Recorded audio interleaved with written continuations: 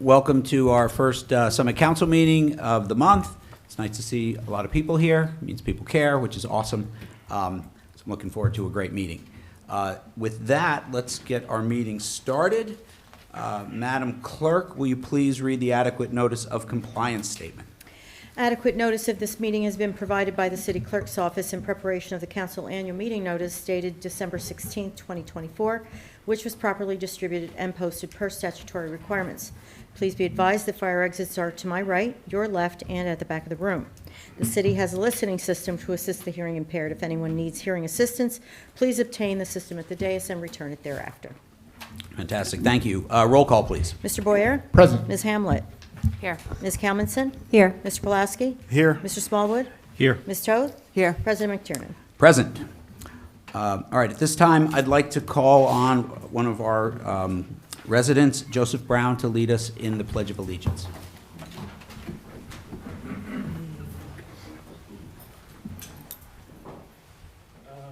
Allegiance to the flag of the United States of America and to the republic for which it stands, one nation, under God, indivisible, with liberty and justice for all. Thank you, Joseph. All right, Madam Clerk, will you please read the explanatory note regarding closed session and hearings and comments, please? A closed session meeting as authorized by state statute was announced and held prior to the start of this meeting, and the known items for discussion were listed on the published closed session agenda. Please be advised that tonight's council meeting will be broadcast live on Verizon channels 30 and 33 and the city's YouTube channel. This meeting will not be broadcast this evening on Comcast channels 36 and 34, as we are currently experiencing technical difficulties. The meeting will be rebroadcast on Thursdays and Saturdays on HTTV, on Comcast 36 and Verizon 33. When invited to speak, please come to the lectern, clearly state your name and address, spell your last name, and speak into the podium microphone so that your comments can be understood by all and properly recorded. Whenever an audience or council member reads from a prepared statement, please give or email a copy to the city clerk at cityclerk@cityofsummit.org.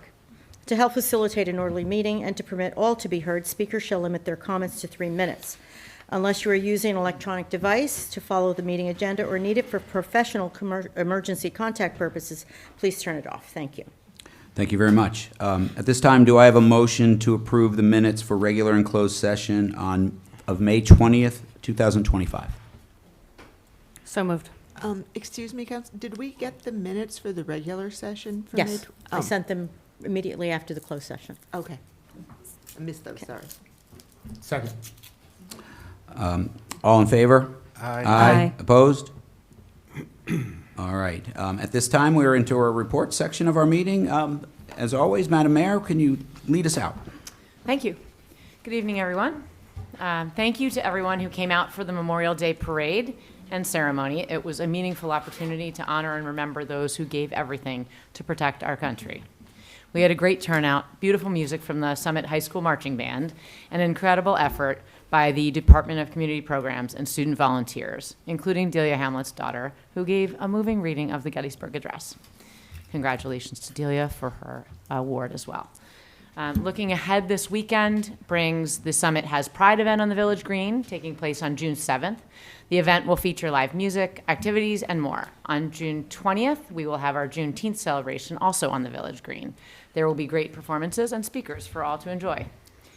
You should be soon receiving the summer events calendar. It will include everything from our summer concert series and Screen on the Green to the 4th of July celebration and more. Keep your eye out for it so you can take full advantage of all of the great things happening in Summit this summer. I want to recognize Captain Mike Triber, who has retired after 25 years of dedicated service with the Summit Police Department. Throughout his career, Captain Triber has played a pivotal role in ensuring the safety and security of our community. We are thankful for his unwavering commitment to keeping Summit a safe place for all residents and visitors, and we wish him all the best as he embarks on the exciting new chapter in his life. I think he was on a tractor today or something, so seems to be figuring it out. Before we close, I want to take a moment to speak about the importance of community, especially in light of the egregious and deeply disturbing attacks targeting Jewish individuals in Washington, D.C. and Colorado. Summit is a diverse community, and we pride ourselves on being neighbors first. We celebrate our differences, learn from one another, and when we disagree, we do so with dignity and respect. To any of our Jewish neighbors who may be feeling unsettled or unsafe, please know my door is always open. And if anyone experiences or witnesses a hate crime, I urge you to contact our police department immediately. Let's remember what truly matters, being neighbors and friends, regardless of our backgrounds, religions, or points of view. Thank you. Well spoken, Madam Mayor. And it sounds like June is going to be a fun month. Yeah, which is great. Okay, our city administrator report. Ms. Baldwin. Thank you, Council President. First of all, we're pretty excited to share the news that our 2025 summer internship program received a record-breaking number of applications this year. Unfortunately, we can't take them all, but it does reflect a growing interest in the opportunities that we offer here in the city of Summit. After a competitive selection process, 8 talented individuals from town were extended internship offers. We're pleased to report that 7 of those offers were accepted. 6 of our interns began their journey with us yesterday, and we're eagerly anticipating the arrival of our 7th intern who will be joining the team in July.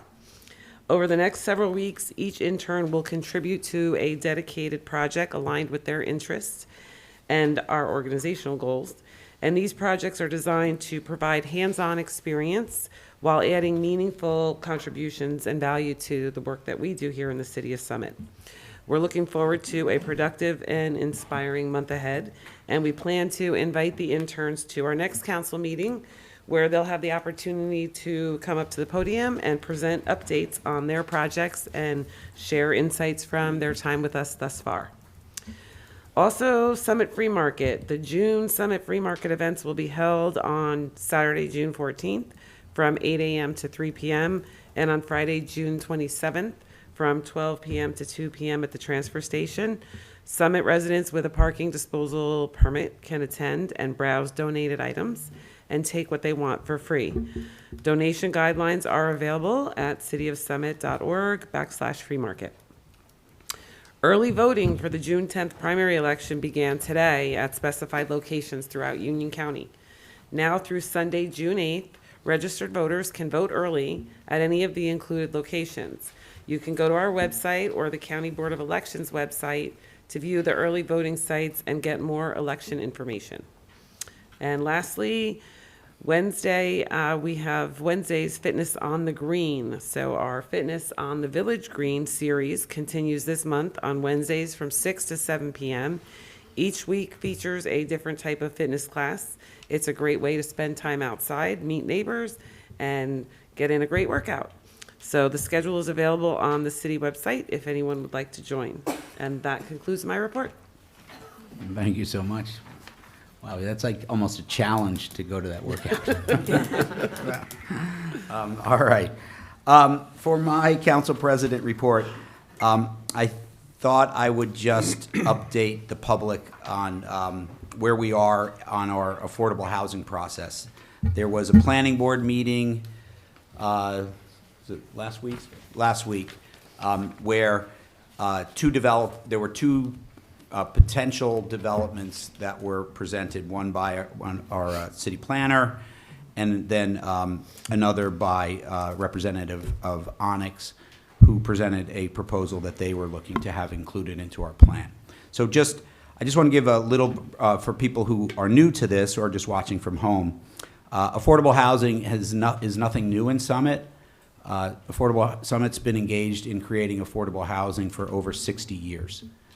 So it's something that predates state mandates, anything having to do with legislative laws or anything like that. So Summit has been an advocate and a leader in building and providing affordable housing for our residents for literally now generations, which is great to see.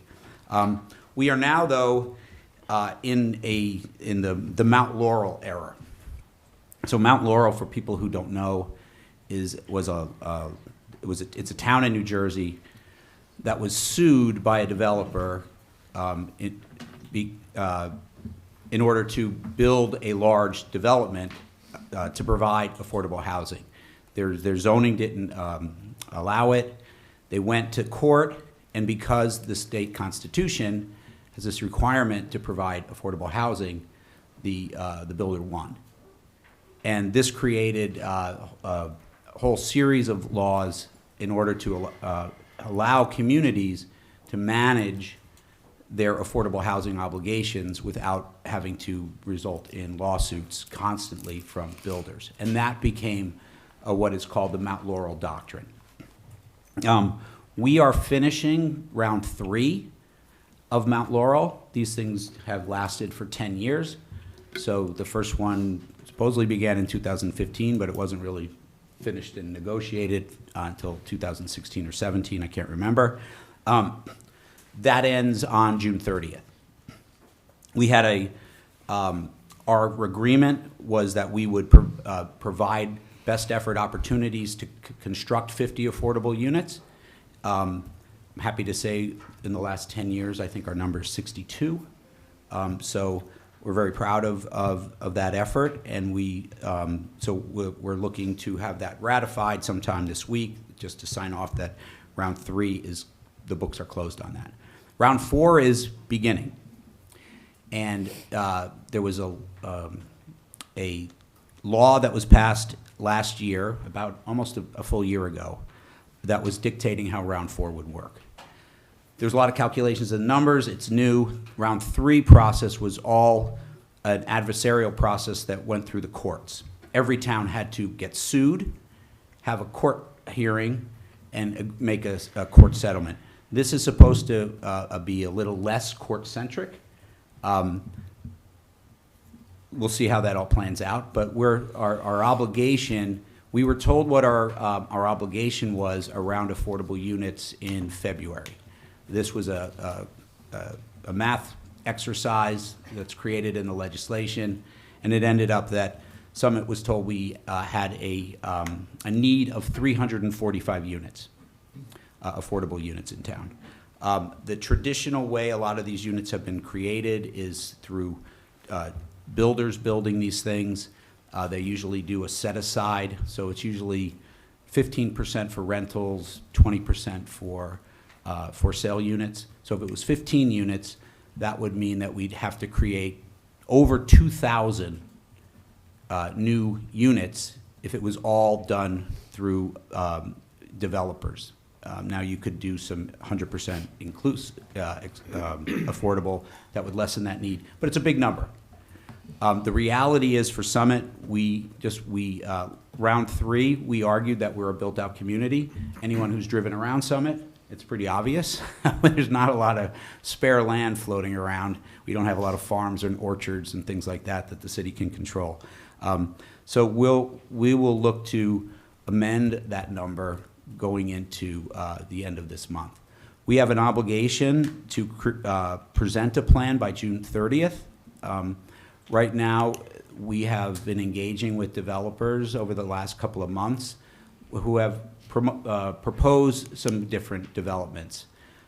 Some have been rejected out of hand as being too dense. There's been some negotiation back and forth on a couple of other ones. But ultimately, it's the planning board that gets to decide this.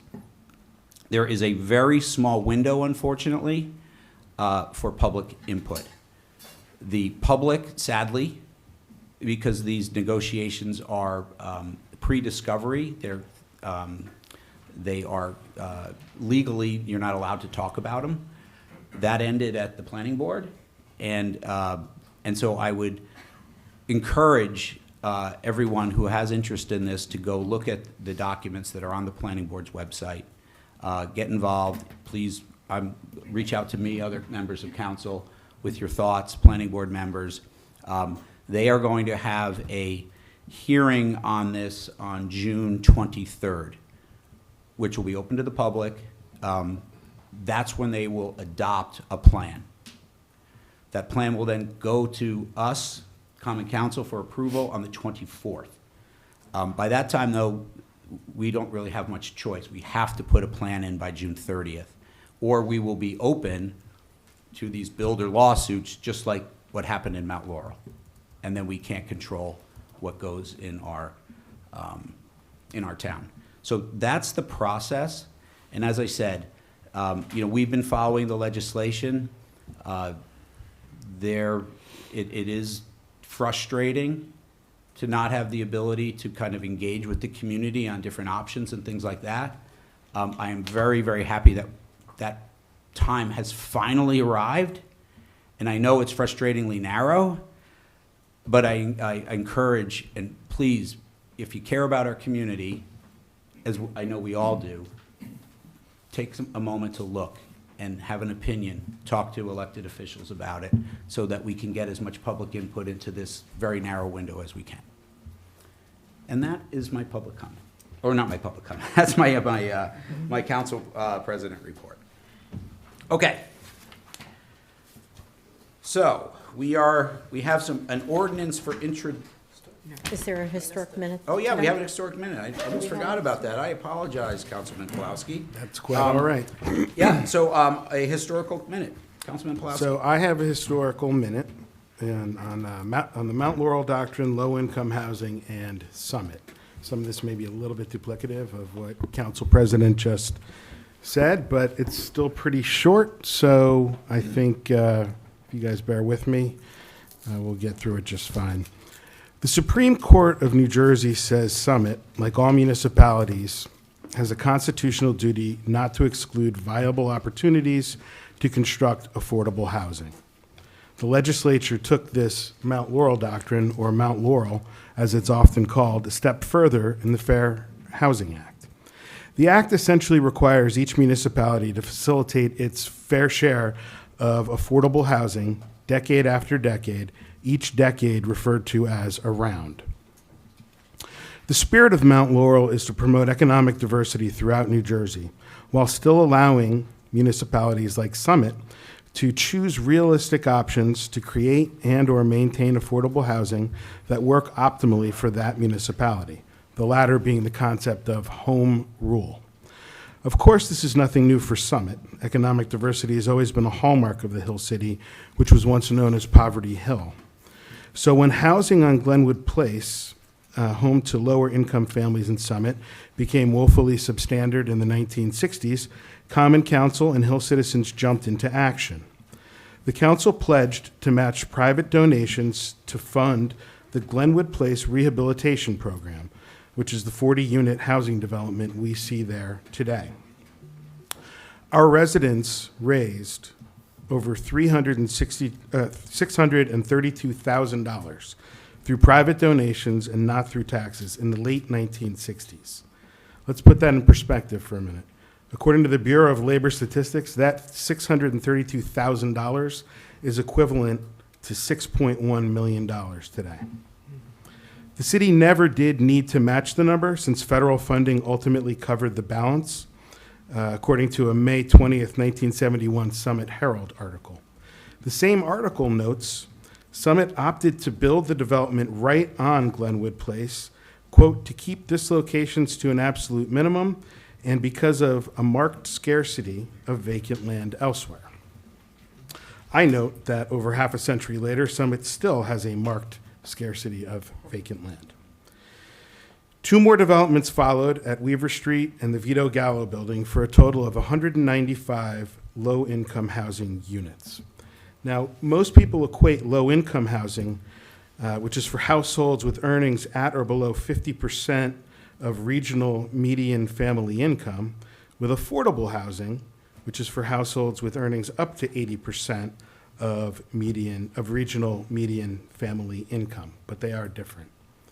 Notwithstanding, under Mount Laurel and the Fair Housing Act, low-income housing counts towards municipalities affording housing numbers, but for some reason not in Summit.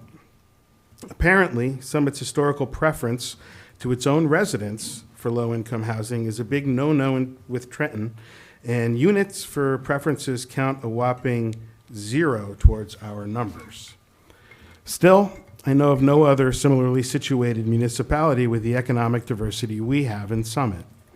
A telling example is that 15% of Summit High School students receive free or reduced price meals, compared to just 1% in our neighbor Chatham.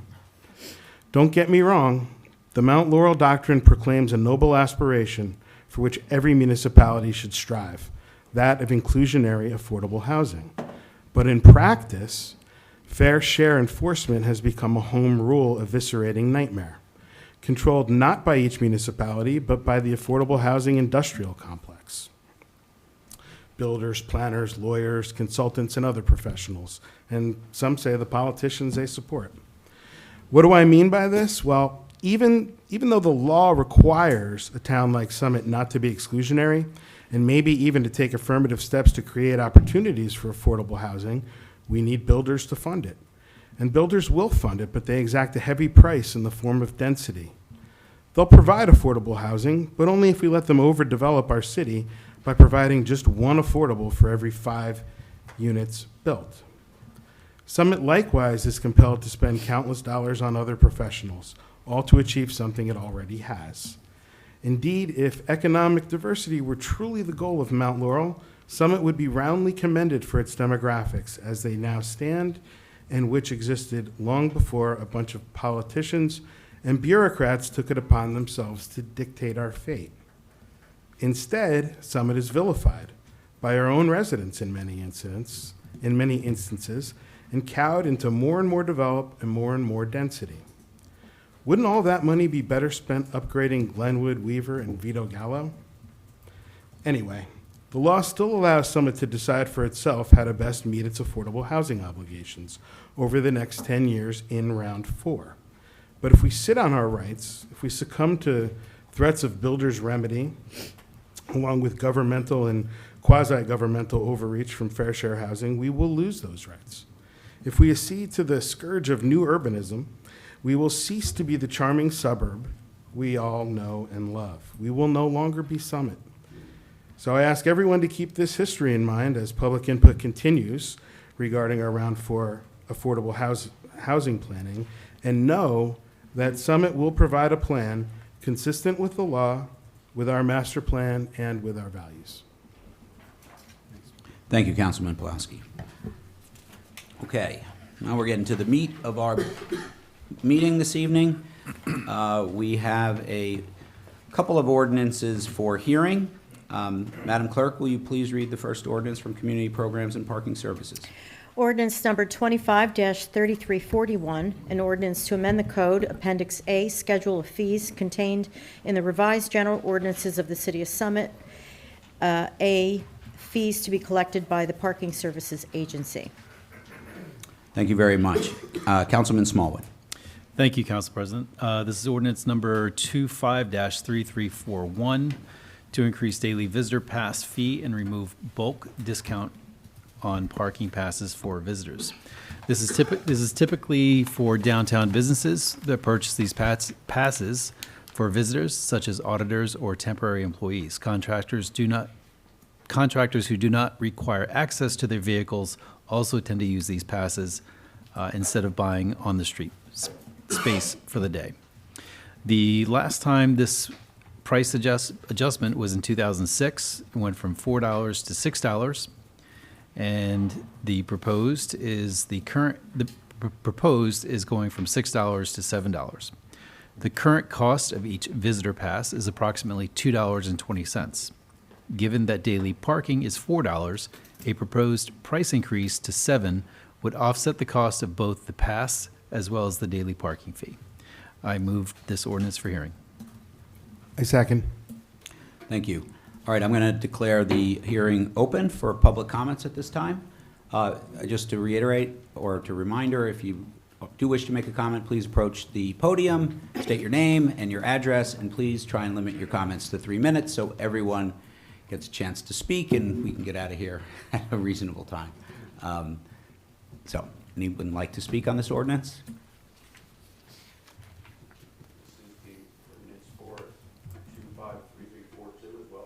No, 3341. Yep. Okay, seeing none, we're going to close the public comment portion of the hearing. Would anyone from council like to speak and chime in? All right, we're going to close the hearing. Move on to our second ordinance for hearing. Madam Clerk, will you please read the safety and health ordinance, please?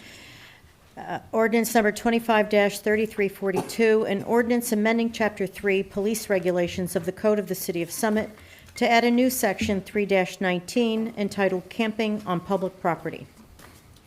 Thank you very much. Councilwoman Ham. Oh, I'm sorry, Councilman Boyer. No, that's all right.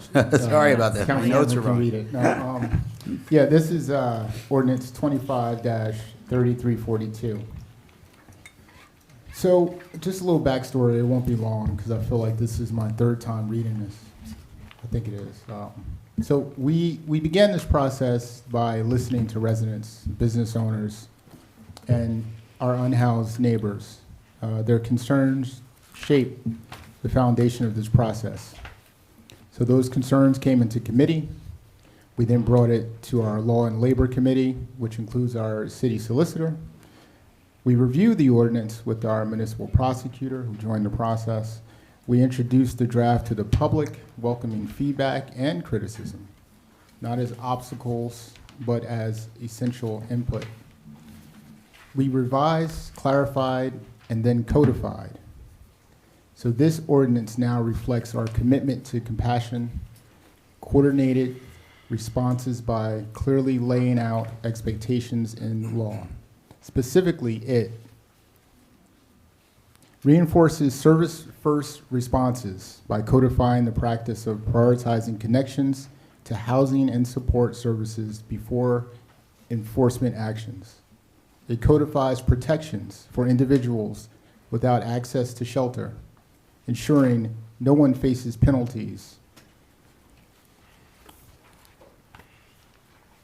It affirms diversion pathways by encouraging continued court practices that favor behavioral health or social services interventions before considering penalties.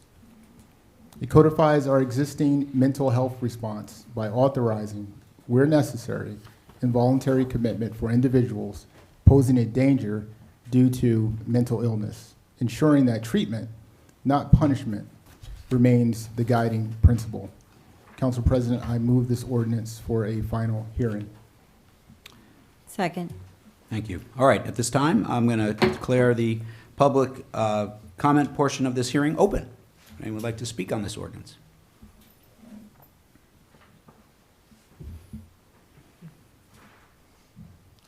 Just approach the dais.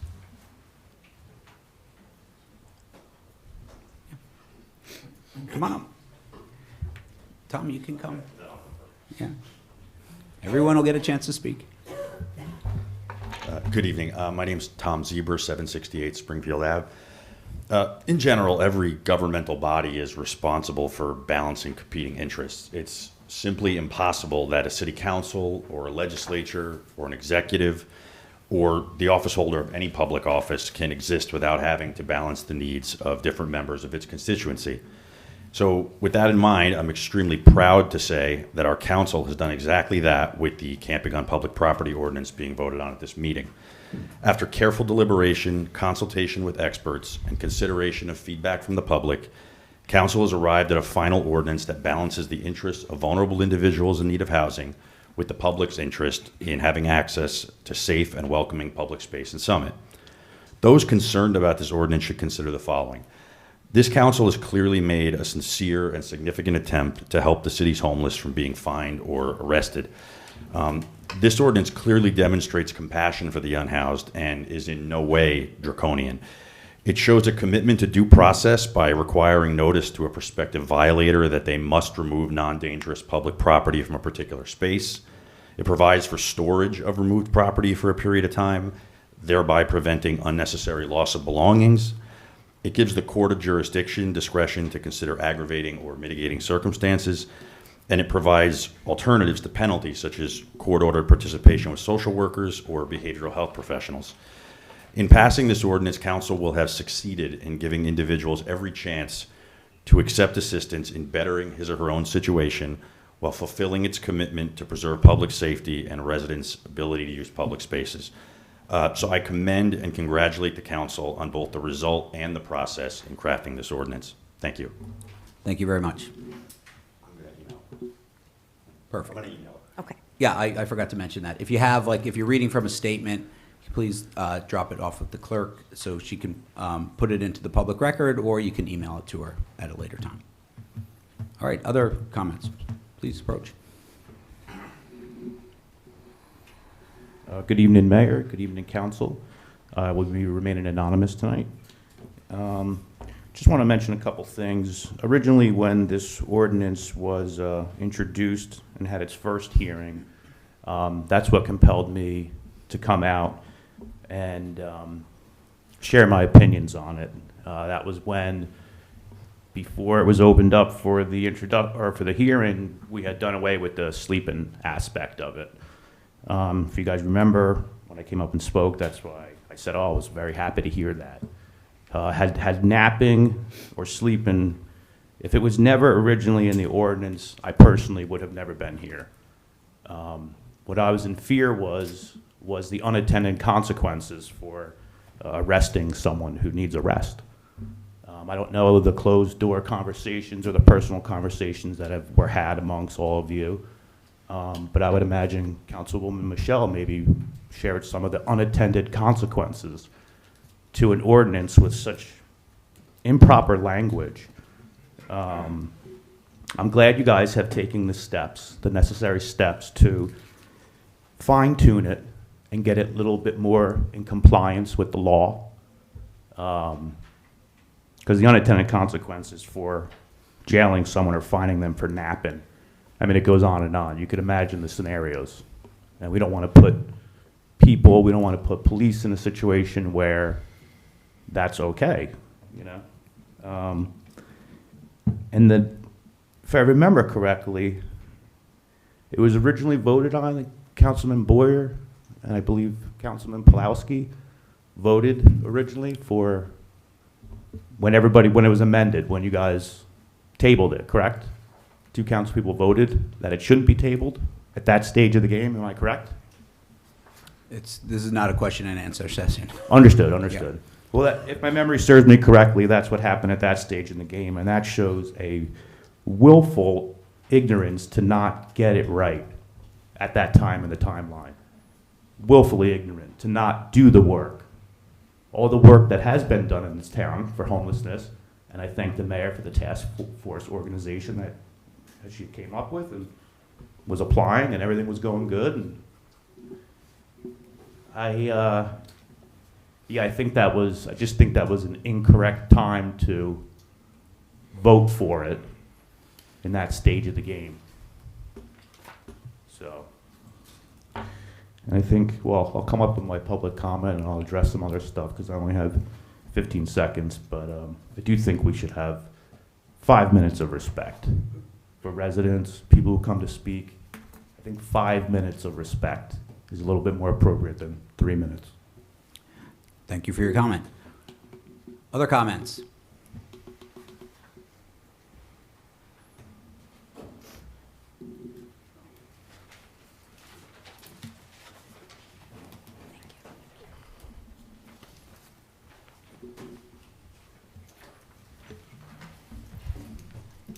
Good evening, everyone. President of the Council, Mayor Fagan, thank you for this opportunity. My name's Ellen Boylan. I reside at 137 Tulip Street. And I believe that there are many problems with this ordinance, and I urge you to not pass it. I sent a letter yesterday that was signed by myself, fellow Summit resident and formerly unhoused neighbor Leonard Prentice, Pastor Dennison Harriott, and Reverend Robin Tanner. And this letter expressed our concerns, and I'm just going to hit on 2 of them right now. I ask that the council consider all of the issues that were raised in our letter, and I ask that you please answer 2 questions that I'd like to ask tonight before you vote on whether or not to adopt this ordinance. The ordinance states that it aims to, and I quote, incentivize and encourage people who are unsheltered to accept help while penalizing those who, I quote, are unwilling to accept placement in a shelter or to work with a social service provider. The underlying assumption in the ordinance that people will move from homelessness into housing when threatened with punishment discriminates, in our opinion, against people with disabilities by assuming a level of rational thought that may not be possible for a person with cognitive impairment, mental illness, past trauma, substance use disorder, or any combination of these conditions. Social services professionals who work with this vulnerable population understand these conditions and know that it takes time, repeated contact, and resources to build the relationships and trust needed to help an unsheltered homeless person move into housing. So my question is tonight, number one, is the intent of this ordinance that the police enforce it across the board to every unhoused individual in Summit?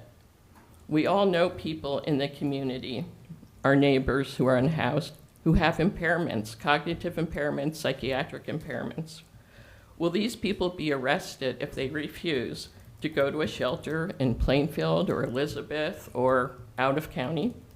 Is that the intention? Will people be arrested if they are working locally with Bridges or Bridgeway to find housing? So I'd really appreciate an answer to that. My second question is, given the fact that Summit has always had an unsheltered population, why isn't Summit working with a nonprofit to create a center for homeless individuals that provide shelter, needed social services, health services, help applying for benefits, help with job skills, that sort of thing? Why is it that the ordinance authorizes shipping people who are in Summit out to other communities in Union County or even out of Union County? When people have roots here, I've heard Councilman Boyer say Summit's always had homeless people. This is true. Since I've lived here for 30 years, there have always been homeless people here. Why aren't we doing something as a more permanent solution to the problem, instead of setting up a system where people are going to be sent out of the county or out of Summit? And I'd like an answer to that question too, please. Thank you very much. Thank you for your comments.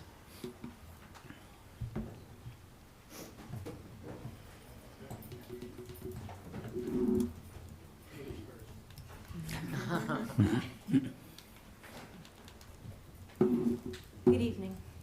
My name is Amanda Block. I reside with my family at 13 DeBarry Place, and it is my honor to serve on the Mayor's Task Force on Homelessness. In fact, for 10 years, I've gone hat in hand to City Hall to seek municipal involvement and support for Summit's unhoused community. First on behalf of Bridges, then on behalf of Warm Hearts, and now for Grace. I join you tonight to first thank you for creating a dynamic, collaborative model that has given relief to many. In fact, one of the gentlemen who spoke at the last, I don't know if we want to call it hearing, last time when this ordinance was introduced, he gained permanent housing today. That this is proof that the model lays the foundation for even more impact. Your model has proven that the only solution to homelessness is housing. This is thanks to the resources that enable it. Reliably present mental health and social services available, offering suitable for the people in need, and the funding to cover the transition and the housing. This ordinance takes on a great deal of municipal responsibility. The provision for available indoor housing assumes a correct record of Union County available shelter beds on off hours. It assumes that law enforcement can find the placements. It assumes that those placements will work out for the people. It assumes that what is available is an appropriate accommodation for people who are elderly, who have disabilities, who have a history of trauma or mental illness. Punishments often have an opposite effect for the most vulnerable, increasing resistance and adding obstacles on the path to housing and stability. In order to end homelessness in Summit is to create a sustainable model in the face of a housing crisis, to dedicate resources on nights and weekends when emergency calls most happen, and when people are more willing to engage, to invest in social work, mental health outreach, and to uphold our own coordinated entry while the county develops their own model. The success of this ordinance as it is written relies on a broken system with dwindling resources in the face of demand. It does hold Summit accountable for its space and its people who seek refuge in public.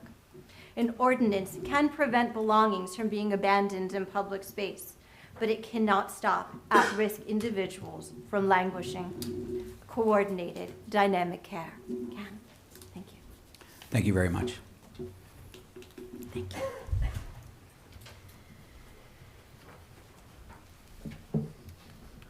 Hi, Ellen de Havilland, 197 Ashland Road. Dear city leadership, I come today to share a perspective. You might know me from my work around the community, but today I want to share a story from my work as a certified music therapist and local private practice owner. I've worked in schools, hospitals, clinical settings, and within community and government institutions for almost 20 years. The individual stories are unique, but very often the same in ways. The trauma and life experiences are often rooted deep within institutional practices. Please note, this is a story of trauma I am about to share. I invite you to listen while giving yourself space. But know this is real life and not everyone has the same resources in life. Some details are changed to protect the stories of the people I work with. Imagine a young mother who was kicked out of her home because she got pregnant. Her own mother believes her baby daddy is her current boyfriend. Mom doesn't like her boyfriend, but this young mother has a deep connection with him because he makes her feel safe. And home does not. She still loves her mother and respects her. She does not know her birth father. She knows this baby is from a man who raped her in her own home. Her mom does not know this. She is now living on the street. She now holds a baby in her arms. She is alone. She is scared. She finds a shelter and is taken in by concerned citizens.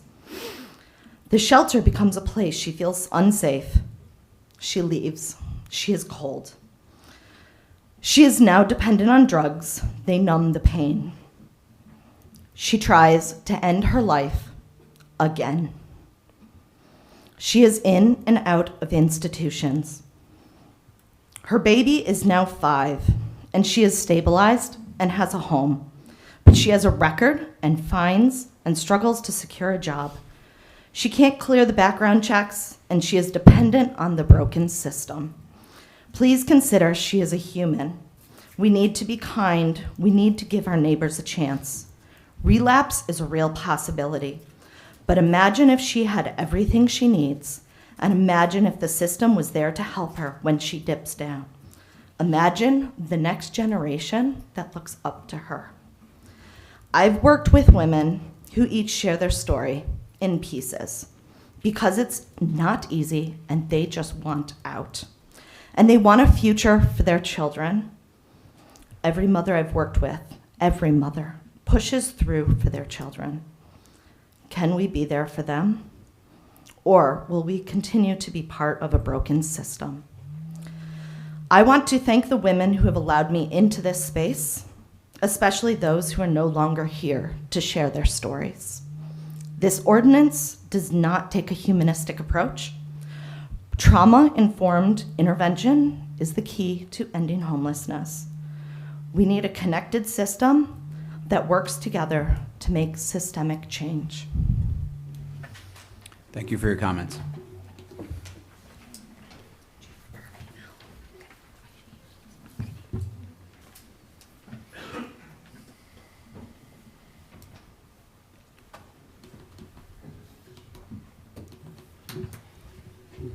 My name is Joseph Brown, 27 Glenstead Ave, apartment E2.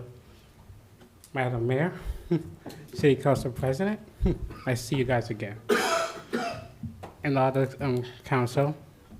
Over the past couple days or months, me, the mayor, and City Council President, we've been email, to talking to each other, to figure out ways to deal with these homeless people on the street. They're not called we don't call them homeless people. We call them people because they are human beings just like we are. There's this ordinance going on right now. In the police, what they're doing is just to help them get off the street. We're looking at ways to get them housing. We want our children to walk down the street. We don't want people at their bus stop sleeping, going around town sleeping.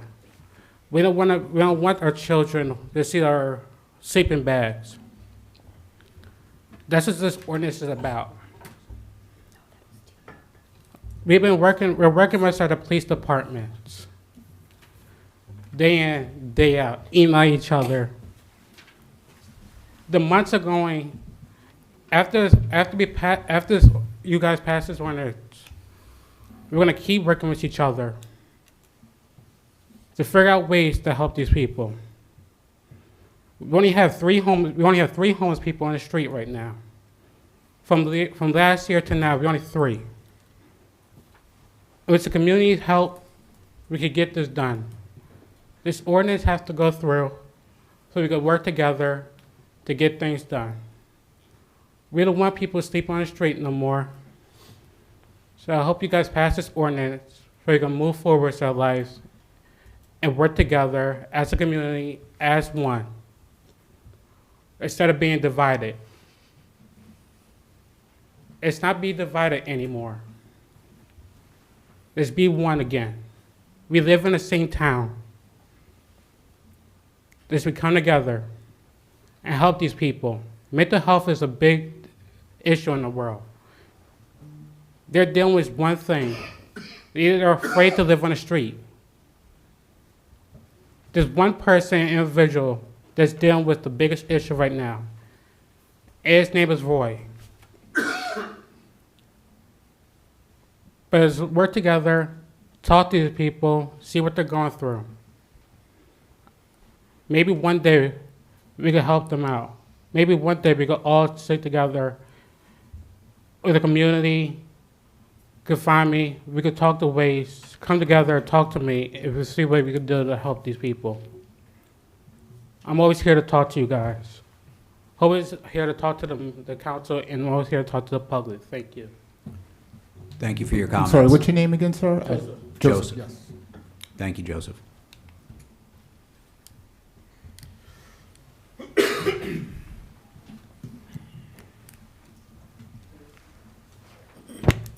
Jacqueline Laceracina. I'm a resident of Summit. I remain opposed to the anti-camping ordinance in due part because research tells us it is unlikely to be effective and may actually be counterproductive. But if this is the law we are to have, we have to come together as a community to make it work, and that means staffing it properly. I again urge council to delay effectiveness of the ordinance until Summit hires dedicated social workers to support our police in implementing the new law. One of the ways we show respect for our police officers is by building out a proper support system. This allows our officers to focus their energies in the most impactful ways, preventing and addressing home invasions, violent crimes, car thefts, vandalism, and so on. The council is charged with running a complex organization in the city. To borrow from Jim Collins' Good to Great, you need the right people in the right seats on the bus. And right now, we have an empty row on the bus. Following emails with council members Hamlet and Pulowski, I am even more convinced that Summit needs dedicated social workers. Right now, public social workers sit at the county level and are divided among Plainfield and Union and Elizabeth and Linden and Summit and so on. The most basic responsibility of government is to protect the physical safety of its citizens. Let's be very clear. It does the community no good to just appear tough on these issues. We have to be smarter. Research tells us the presence of a social worker will make interactions with the police more effective.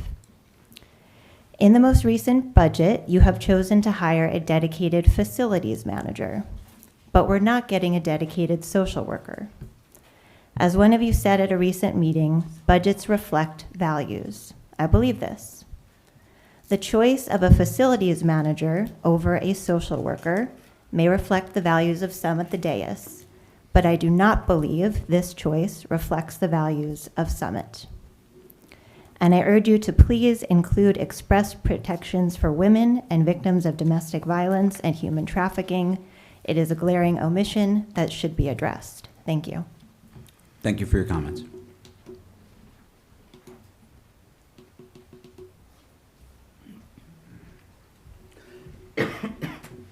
Good evening, Dan McGuire, CEO of the Elizabeth Coalition to House the Homeless, with several units here in Summit for homeless families. I arrived late today and got a space in the parking lot, so I thought I maybe got the wrong night for the meeting, but I did come in as the councilman was speaking, and got me thinking about my remarks a little bit. Other than on behalf of the Elizabeth Coalition, I appreciate the hard work that the entire council's spent on this issue. We respectfully hope you will vote no on the ordinance, but as Ellen and Amanda were speaking about permanent solutions and the councilman's conversation about COA and affordable housing was in my head, I might hope that the council, regardless of the yes or no vote tonight on the ordinance, might consider how to weave into its affordable housing plan something specific for homeless households, whether that is putting the squeeze on the for-profit developers who are doing inclusionary projects, who are always going to want to go for the highest possible rent levels, 80% moderate income, which is prohibitive to most of the homeless households, or doing what maybe I was late to hear, but didn't hear, 100% affordable projects, which can be specific to special needs populations like the homeless or domestic violence, of which many domestic violence survivors are homeless. That's a way to meet your need at scale and density and merge and marry the issues here in town while meeting your affordable housing needs. So something to consider, and the Elizabeth Coalition would be happy to help talk through that with you at any time, just for advice. Thank you very much. Thank you for your comments. Other comments from the public?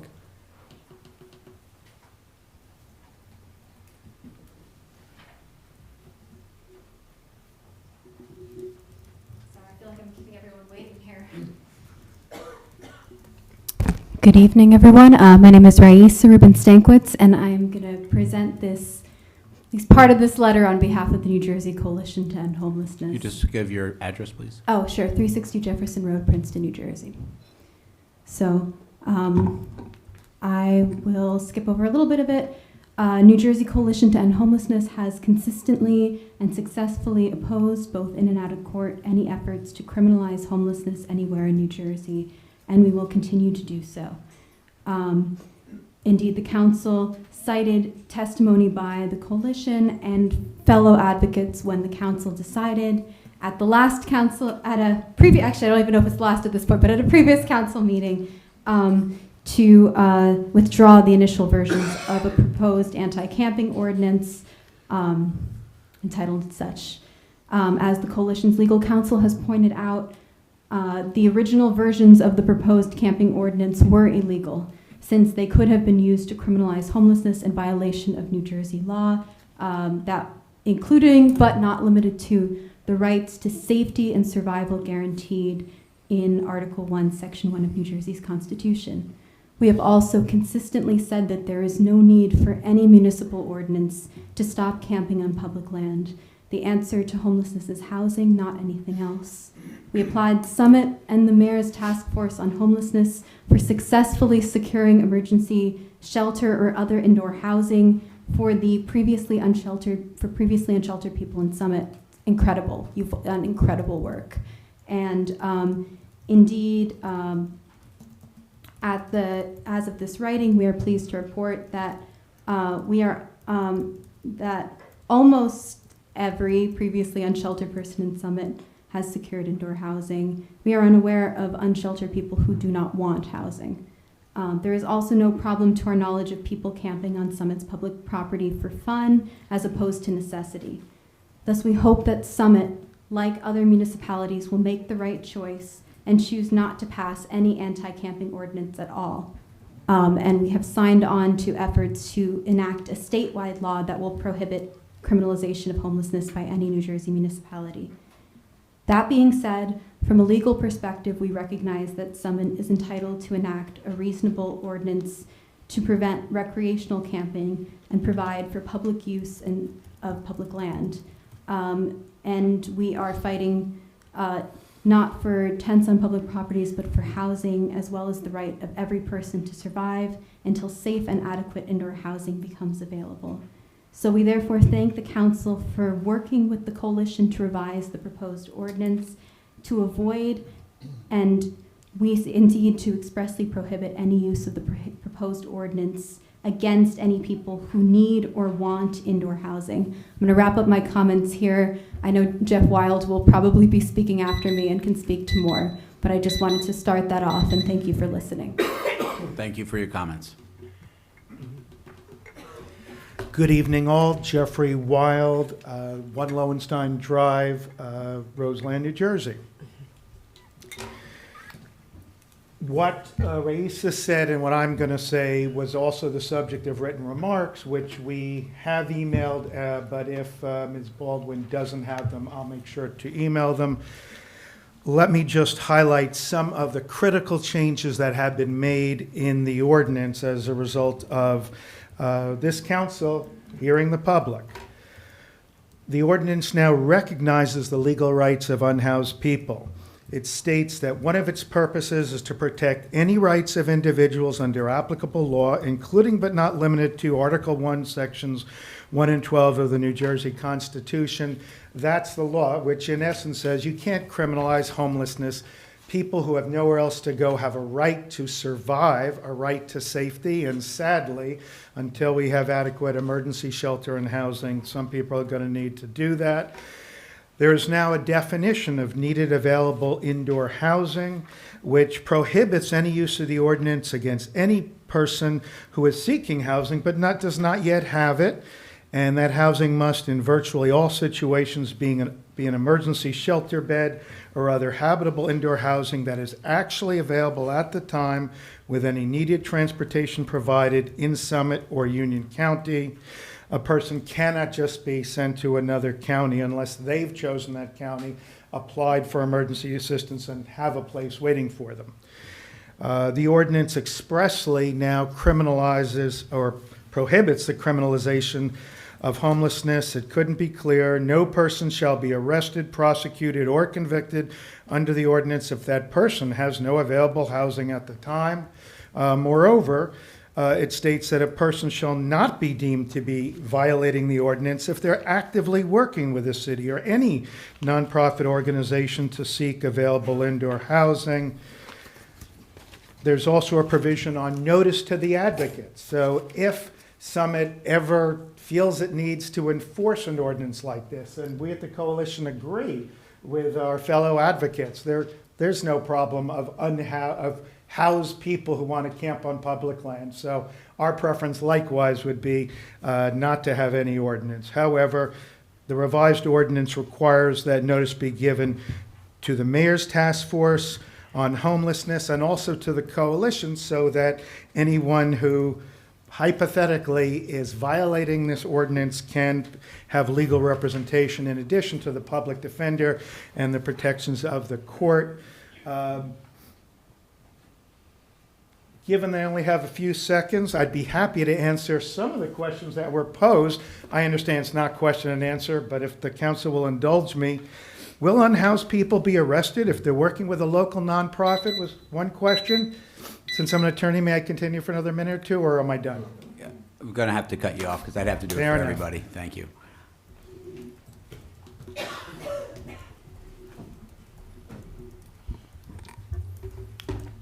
Good evening, Reverend Dr. Robin Tanner, lead ministry team at Beacon Unitarian Universalist Congregation, and I live in West Orange. First, I want to thank the Mayor's Task Force on Homelessness for your continuing work to reduce housing insecurity. It's a little hard to see you with my reading glasses, but I do appreciate it.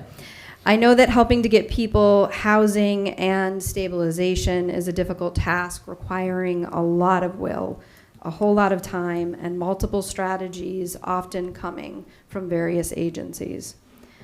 Which is why, despite the best efforts of everyone involved, I still have concerns about this proposed ordinance.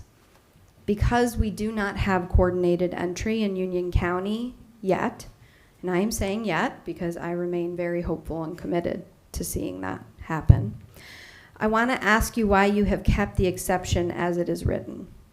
A person shall not be deemed to be engaged in camping in violation of this ordinance if they are actively working with the city or any nonprofit organization to seek available indoor housing. Notwithstanding, this exception shall not apply if at least temporary available indoor housing is immediately available.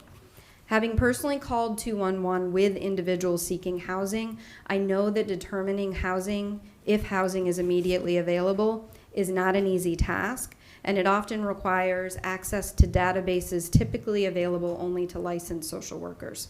I'm concerned about how officers will be able to determine if housing is available, particularly outside of normal business hours when you're not able to reach many of these agencies and social workers. Furthermore, the ordinance is an unfunded mandate. We know from our experience in securing the housing we did in the last year that this takes resources, including social workers, housing funds, and support staff. This ordinance does not lay out or is not companioned by any plan for how to do that. In addition, the enforcement of this, including administrative costs, will be borne exclusively by the city. Why not seek collaborative solutions with multiple partners, especially for those impacted by this ordinance with disabilities? Finally, at the end of this long process, this ordinance is still a proposal to utilize a hammer in a situation that is decidedly not a nail. Let's continue our adaptive solutions that made us a shining example across the country and ensure that housing is not partisan or politicized, but rather one more thing that Summit has met with innovative solutions and exceptional commitment. Thank you very much.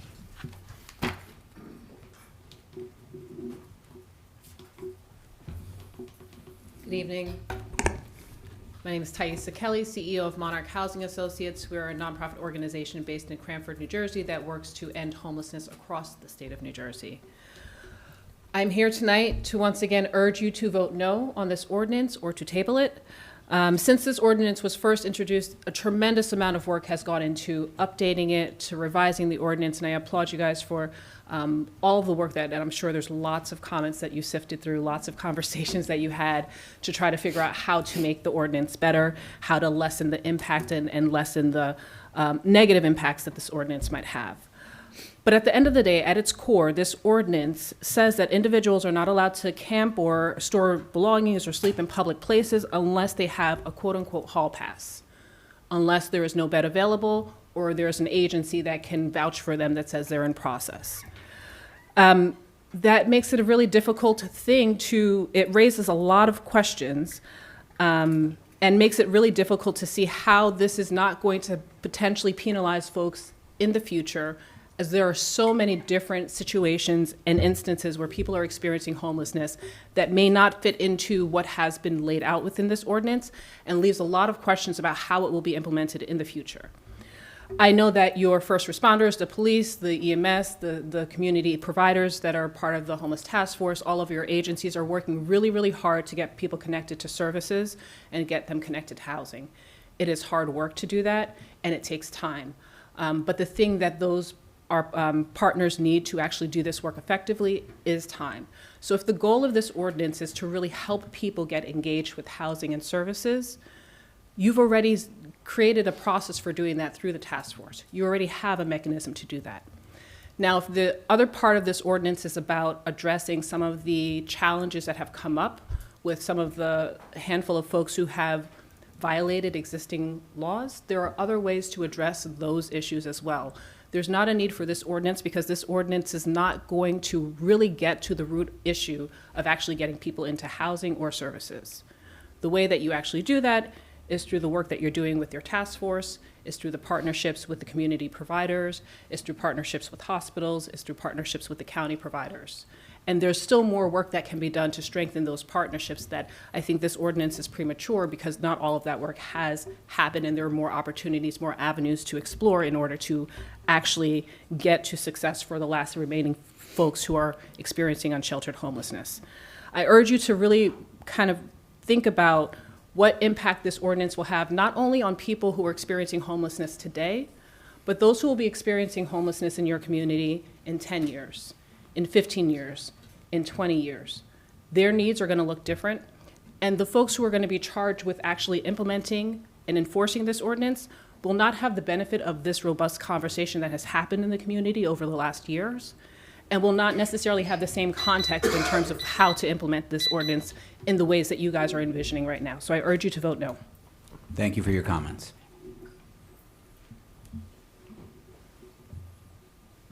Other public comments? Okay, I'm going to close the public hearing portion of this, for this ordinance, and I'm going to open it up to council comments on the ordinance. Council members? I can go first. Yeah, Councilman Boyer. President. First, let me just say I appreciate everyone that spoke. I know you all care about this issue. Mr. Anonymous, what you said was fair. You know, it was fair. You know, the intent of this ordinance was not aimed at the unhoused. The original ordinance didn't say anything about homelessness.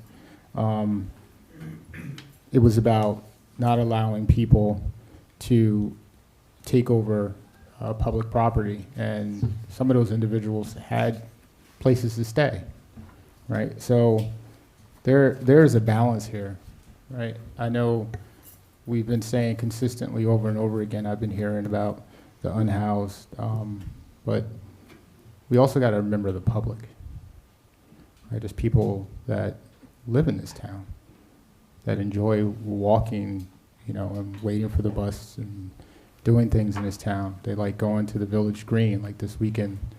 There was a pet show, right? Like that happens every year. There's movie nights every year. The kids love it. They enjoy it. Without this ordinance, someone could pitch a tent, and the police, who's our professional, said, hey, I can't really do anything about it. I hear a lot of people come up, some of which run for office. They say, why don't you listen to the professionals? You should listen to the professionals. It strikes me, though, when the police chief comes up, who is a professional, we don't listen. This ordinance was about not allowing someone to come to Summit and pitch a tent and stay wherever they want on public property. The next thing is to the certified music instructor. I didn't get your name, I'm so sorry. I appreciate your story, and you know that is unfortunate. I'm glad that person has a place to stay. And listen, our police department are human beings. They have children, some of which are married. They're members of this community. We have to think rationally. Right? A woman is homeless. She's got her baby. Right?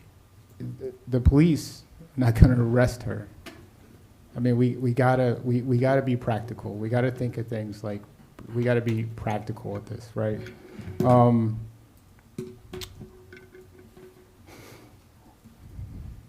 Jacqueline, I think you said you're opposed to the ordinance. Yeah, the basic responsibility of government is the safety of its residents. Absolutely, 100%. And the way that this whole process started was the 20, 30 phone calls and conversations that I've had with residents all over town about instances and issues that they were having. And yeah, initially, I voted against moving forward and revising it and everything, because My view was that the original ordinance, the police do this already. If there's a mental illness issue, they take the person to the hospital. They don't arrest them. They take them to the hospital. Now, that's fine if we want to codify it, and that's what we've done here. So I'm in agreement with that. But this is what governance looks like, right? There's trade-offs, there's conversations, there's things of that nature, and that's how we got here. Joseph, I'm glad that you had conversations with the mayor and council president. I'm glad that you're in support of the ordinance. Last thing, around this time in 2023, I came in to the council with several people that at the time were living in the bus stop. That council that was up here at the time, none of them went to the bus stop to talk to anybody or anyone. And we may say that they had a homelessness plan, but this council right now had a homelessness plan, right? All of those people, maybe except for one, who I don't even think is unhoused, have been housed. One of which is here tonight. I see you all the time on the weekends. I know these folks personally. So, and I'm also happy to read in Mr. Wild's letter or email that he sent that, and I don't know if it's true, I'm gonna look at it, but almost everyone that was previously unhoused in this town have housing. That is amazing. That is absolutely amazing. That is something that we should be cheering and celebrating. Absolutely 100%. 110%. And I just want to give a shout out to the mayor's task force of homelessness, our police department, and when we talk about resources, that it's going to cause extra resources. I mean, the police have been to certain areas, you know, I don't know, 1,000 times in 1 year. I mean, they're already doing the work, right? This is not new. So thank you to the Summit Police Department. And last but not least, I want to thank the council members, the mayor and council president, because this is a tough thing, right? It's tough to sit up here and, you know, go against what everyone wants to hear, which is, you know, leave folks alone, don't do anything, don't pass this, and, you know. But Summit, I know a lot of people are out of town. You got to understand Summit. You got to understand the community, right? It's easier to understand when you live here. You can't paint a broad brush and say, hey, camping ordinances are bad, you know. But have you been in Summit except for like a couple hours or maybe your trip here?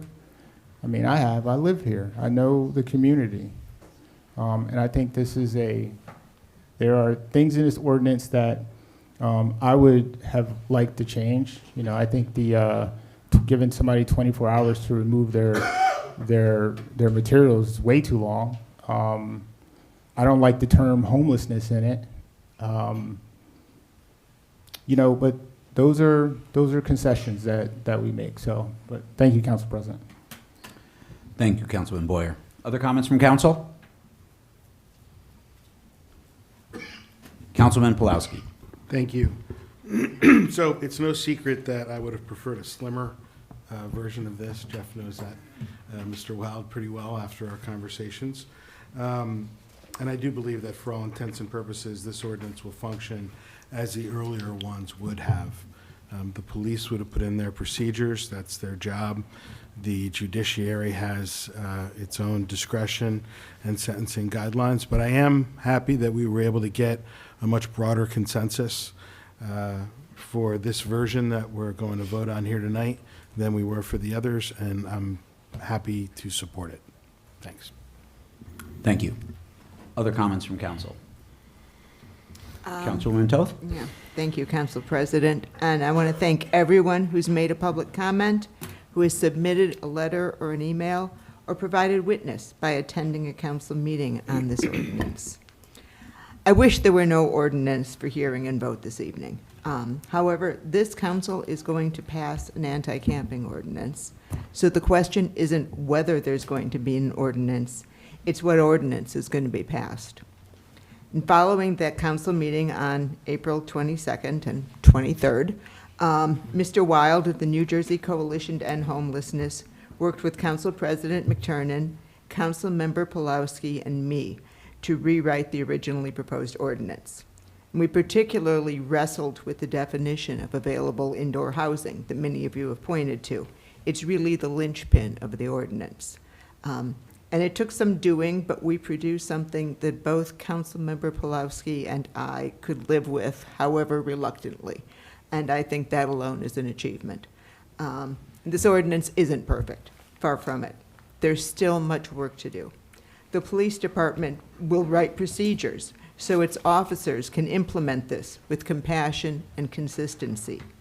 We're going to work with Overlook Hospital to ensure that its discharge process connects the unhoused with appropriate social services. Still, I accept the reality that there's going to be an ordinance. I much prefer this version to the one that was originally proposed, so I am going to have to hold my nose and vote to support it. Thank you. Thank you. Other comments? Councilman Smallwood. Thank you, Council President. This is the first comments that I've made on this ordinance. So my comments have changed over the past 2 months. As a councilman and someone guided by both faith and civic responsibility, I believe we are called to lead with both compassion and accountability. Scripture teaches us to care for those in need. In Isaiah 58, we're reminded to feed the hungry and shelter the wanderer. In the Gospel of Matthew, Jesus tells us that whatever we do for one of the least of these, we do for him. That spirit is what guides Summit's Housing First approach. Meeting people where they are, no strings attached, and offering real pathways to shelter and support. But the Bible also speaks to personal responsibility. In 2 Thessalonians, Paul writes, "The one who is unwilling to work shall not eat." That doesn't mean we give up on people. It means that help must come with structure, encouragement, and a path forward. When outreach is offered and refused repeatedly, and behavior puts others at risk, then yes, we must draw lines to protect the greater good. This ordinance is not about criminalizing homelessness. It is about keeping our shared public spaces safe, clean, and accessible for everyone.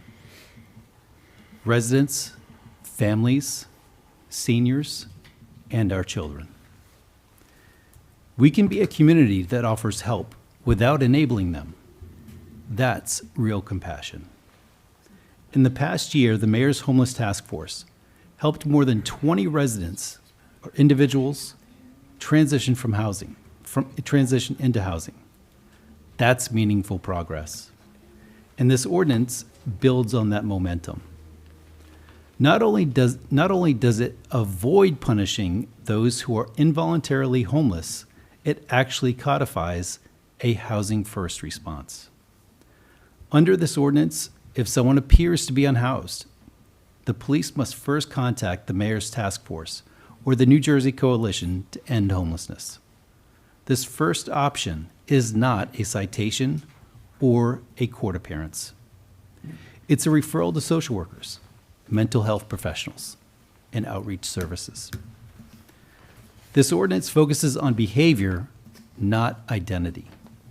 And it includes clear guardrails to prevent the criminalization of homelessness. This is about balance between protecting individuals' dignity and preserving our shared community standards. Let me say this clearly. Allowing people to call a park bench or a vestibule their home is not compassion. That is neglect. True compassion helps people find dignity through shelter and support, not by leaving them exposed on concrete with no way forward. We're fortunate to live in a community that truly cares. That's why we continue to partner with nonprofits, faith-based organizations, and social service agencies. This ordinance doesn't weaken the commitment, it strengthens it. Let's also acknowledge that what's happening across our country. I look at this ordinance in a different way. To prevent the kind of encampments we've seen elsewhere, encampments that have become platforms for anti-Semitism, harassment, and hate speech. These encampments do not represent peaceful protests. They create fear and disorder. And Summit has a responsibility to prevent that from taking root here. This isn't about politics. It's about protecting people. It's about making sure Summit remains a safe, welcoming, and livable city for everyone. Thank you, Councilman. Thank you, Councilman Smallwood. Other comments?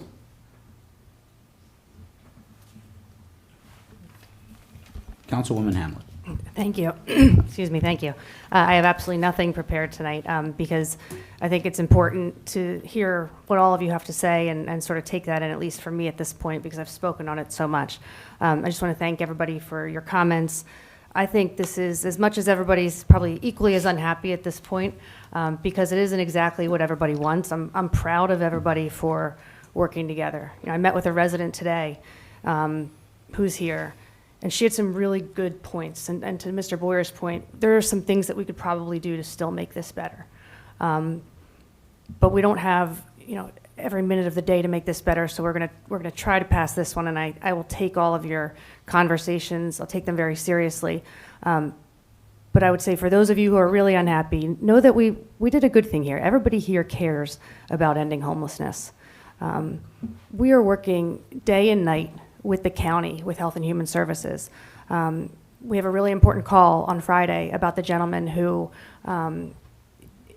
really needs help, who we certainly could not send to a shelter. We would never send him to a shelter. He wouldn't survive in a shelter. We're working day and night with the Homeless Task Force to get him the help that he needs, which right now is not primarily housing, but it's mental health. And I would agree with the coordinated entry comment tonight. It's really important that we get that process stronger. But I'm really proud of everybody for working together. I'm really proud of all of us for disagreeing for 3 months on how to get this right. This is what good governance is. It's what good community involvement is. And let's keep having tough conversations. Just because we disagree doesn't mean we can't get to where we all want to be, which is ending homelessness together. Thank you. Other comments from council? Yeah, Councilman Boyer. Really quick, just to piggyback on Councilwoman Hamlet.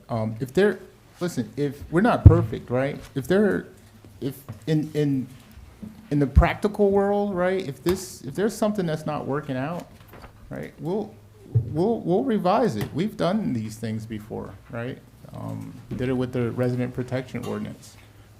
We're always looking to get better. So I just want to point that out. Thank you.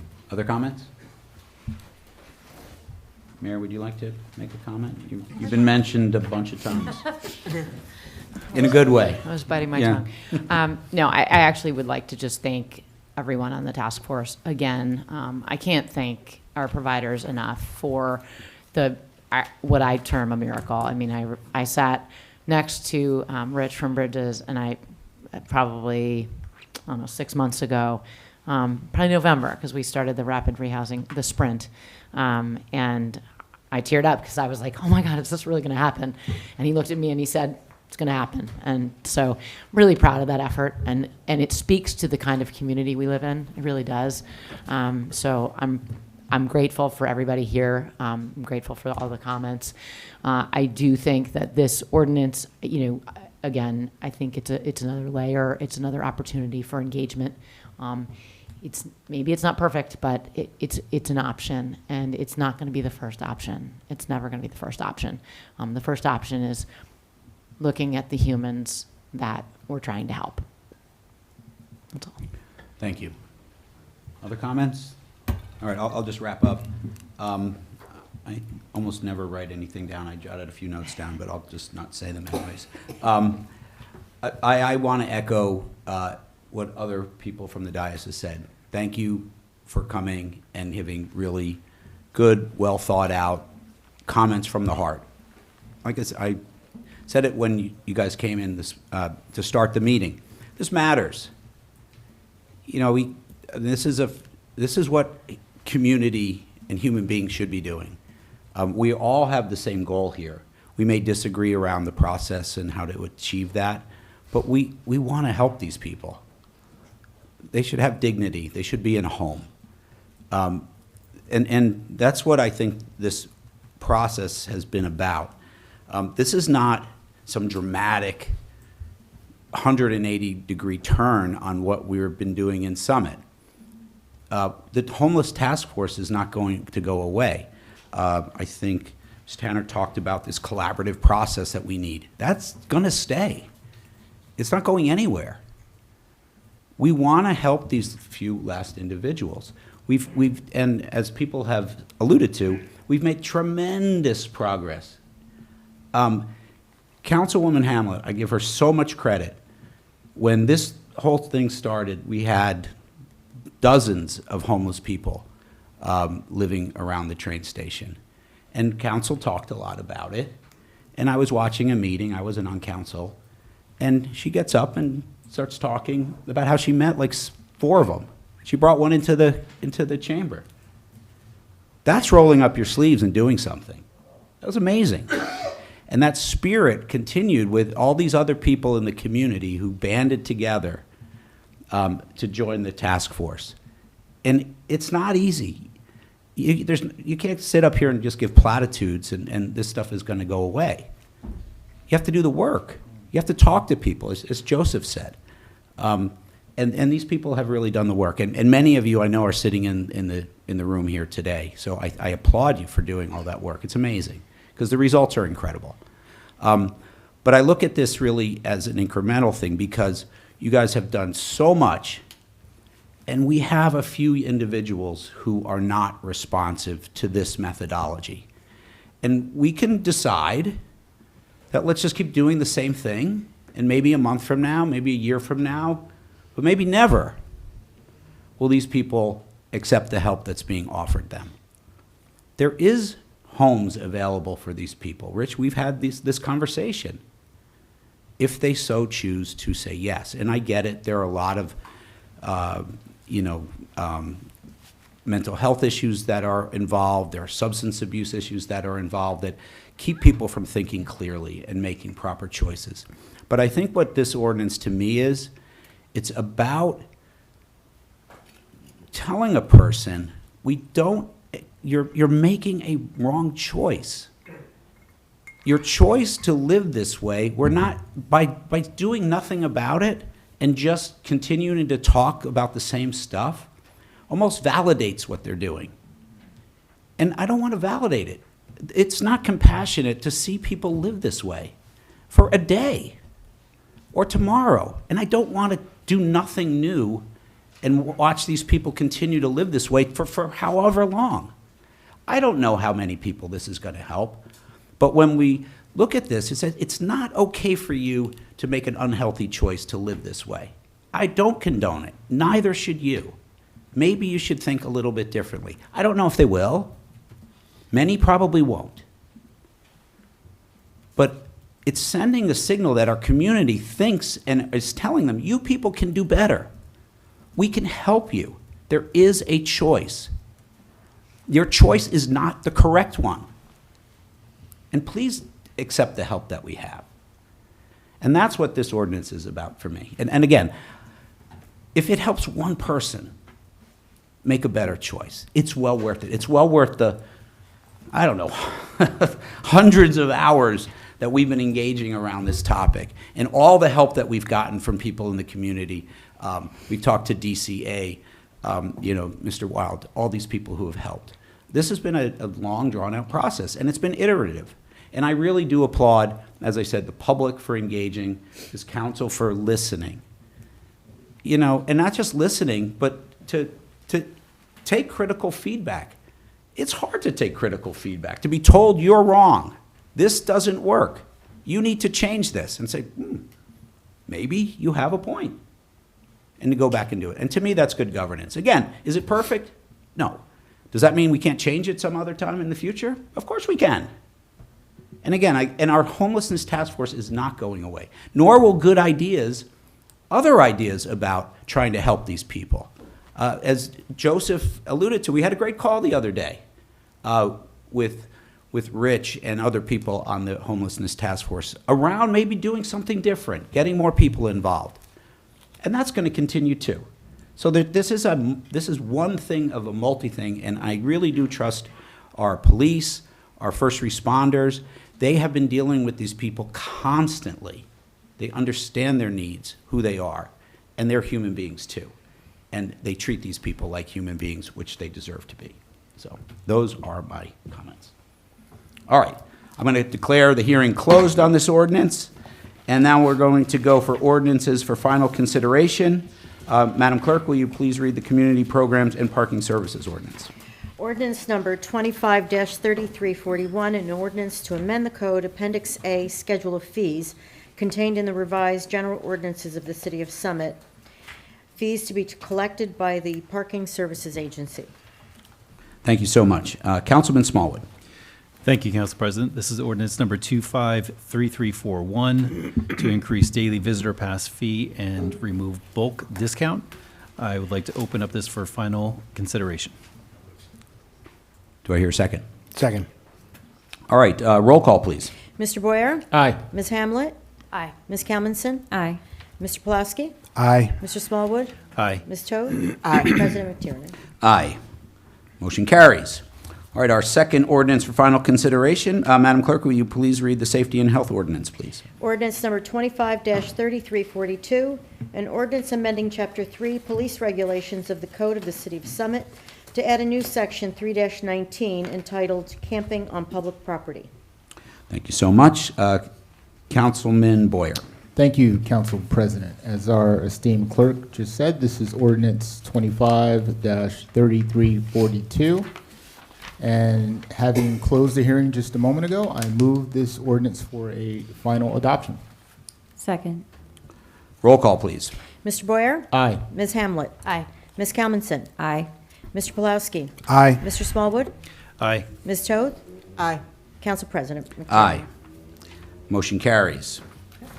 All right, moving right along. We have an ordinance for introduction this evening. Madam Clerk, will you please read the finance ordinance? Ordinance number ID 11952, an ordinance to establish the 2025 salaries, wages, or compensations of and for the officers and employees of the City of Summit in the County of Union, New Jersey. Thank you so much. Councilwoman Toth. Thank you, Council President. Following last month's budget passage, this annual ordinance sets the salaries for city employees. I move to introduce this ordinance. Thank you so much. Roll call, please. I second. Do you need a Oh, in a second? second, I sorry. second. Yeah. Thank you. Roll call, please. Mr. Boyer? Aye. Ms. Hamlet? Aye. Ms. Kalmanson? Aye. Mr. Pulaski? Aye. Mr. Smallwood? Aye. Ms. Toth? Aye. President McTiernan? Aye. Motion carries. All right. On to our resolution section of our Council meeting. President, just announce the date of the hearing. Oh, yes, which is I'm a sorry. The Monday. hearing date on that ordinance we just introduced is June 16th, 2025. And it's a Monday. Which is a Monday. Thank you. I would have forgotten to say that. Okay. So we got resolutions. The first group of resolutions is capital projects and community services. Councilwoman Hamlet, number 1. Yes, just give me 1 second, Council President. Sorry, my notes here somewhere. Okay. This is Resolution ID 11836, approval to submit an award extension request for LA 23 Bike Park Line Project Phase 2 to the New Jersey Department of Transportation. Be it resolved by the Common Council of the City of Summit, County of Union, Jersey, that it does hereby formally approve the request for an additional 6-month award extension for the project known as LA 2023 Bike City of Summit Parkline Project Phase 2. And be it further resolved that the mayor and city clerk or those authorized on their behalf shall submit a formal request for an extra 6-month award to the New Jersey Department of Transportation. Just for everybody's, to explain it a little bit better, we received a bikeways grant from NJDOT in the amount of $500,000. In the memo, I believe it says Phase 3, but it's actually Phase 2 of the Parkline project. NJDOT required the project to be awarded by December 11th, 2024, and then granted a six-month extension, resulting in a new deadline of June 11th, 2025. The plans are still at NJDOT under review, and they recommend we request an additional extension since the current project timeline may be close to the deadline. I would like to move this resolution. Second. All right, at this time, I'd like to call for comments from the public on this resolution. Comments from council? Council President. Yes, please, Councilman Boyer. So we do have a committee for the park line, and it is 2 members from 2 residents and the park line steering committee members. I think it's 3 of them, and Director Schrager, the mayor, and council president. We do meeting, once a month to go over this, and like Councilwoman Hamlet said, the delay, and correct me if I'm wrong, Director Schrager, is the county, right? The county DOT, that's the delay in this kind of process, right? Because we've been going through motions for a while now, and I've gotten some calls from the public. If you just want to make a quick comment about that, just to... Certainly, through you, Council President, and just to provide an update, because the memo in this packet was a few weeks old, so since then, it's NJDOT who is providing a funding opportunity here for $500,000. So the plans and specifications must go through their office for review. That final approval was received within a week or two, so we will be out to bid next week with the intent to receive bids on July 8th and award, I believe it's the 29th that we have a meeting, subject to a successful bid and funding. So that just puts us 6 weeks behind the original deadline. DOT knows this is coming, and they said that's fine because they did review it for quite a while. So they were part of the holdup at the end there, yes. That is great news, and I take back what I said about the county. It wasn't bad. I was just saying that the county, it was the state. Yeah. Thank you, Director Schrager, for that, and the residents will appreciate that update. Thank you. Other comments from council? Yeah, I just would echo, this is an exciting project. Things take a while to get done. I'm excited that we are moving forward for this. This is going to be a great new amenity, our first park in Summit in decades. And it will be really a connector for neighborhoods. And we're getting there. It's a slow process, but we'll continue engaging with neighbors and the community. And I just want to thank Director Schrager for continuing to stay on top of this. So this is great. Okay, all in favor? Aye. Opposed? Motion carries. All right, capital projects and community services number 2, Councilwoman Hamlet. Thank you, Council President. This is ID 11925, declaring a vacancy in the Department of Community Services, Division of Public Works, in the sewer maintenance unit for maintenance operator.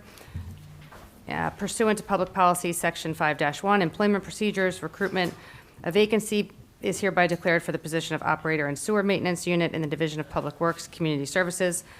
Just to clarify, this is a lateral move. We had an equipment sewer operator who went to road, so it's a lateral transfer, thus creating the vacancy in sewer. I would like to move this resolution. Do I have a second? Second. All right, any comments from the public on this resolution? Comments from council? All right, all in favor? Aye. Opposed? Motion carries. All right, I believe capital projects and community services number 3 has been pushed, which is going to take us to safety and health. Councilman Boyer, number 1. Yes, thank you, Council President. Let me make sure. Yes, okay. This is ID 11947.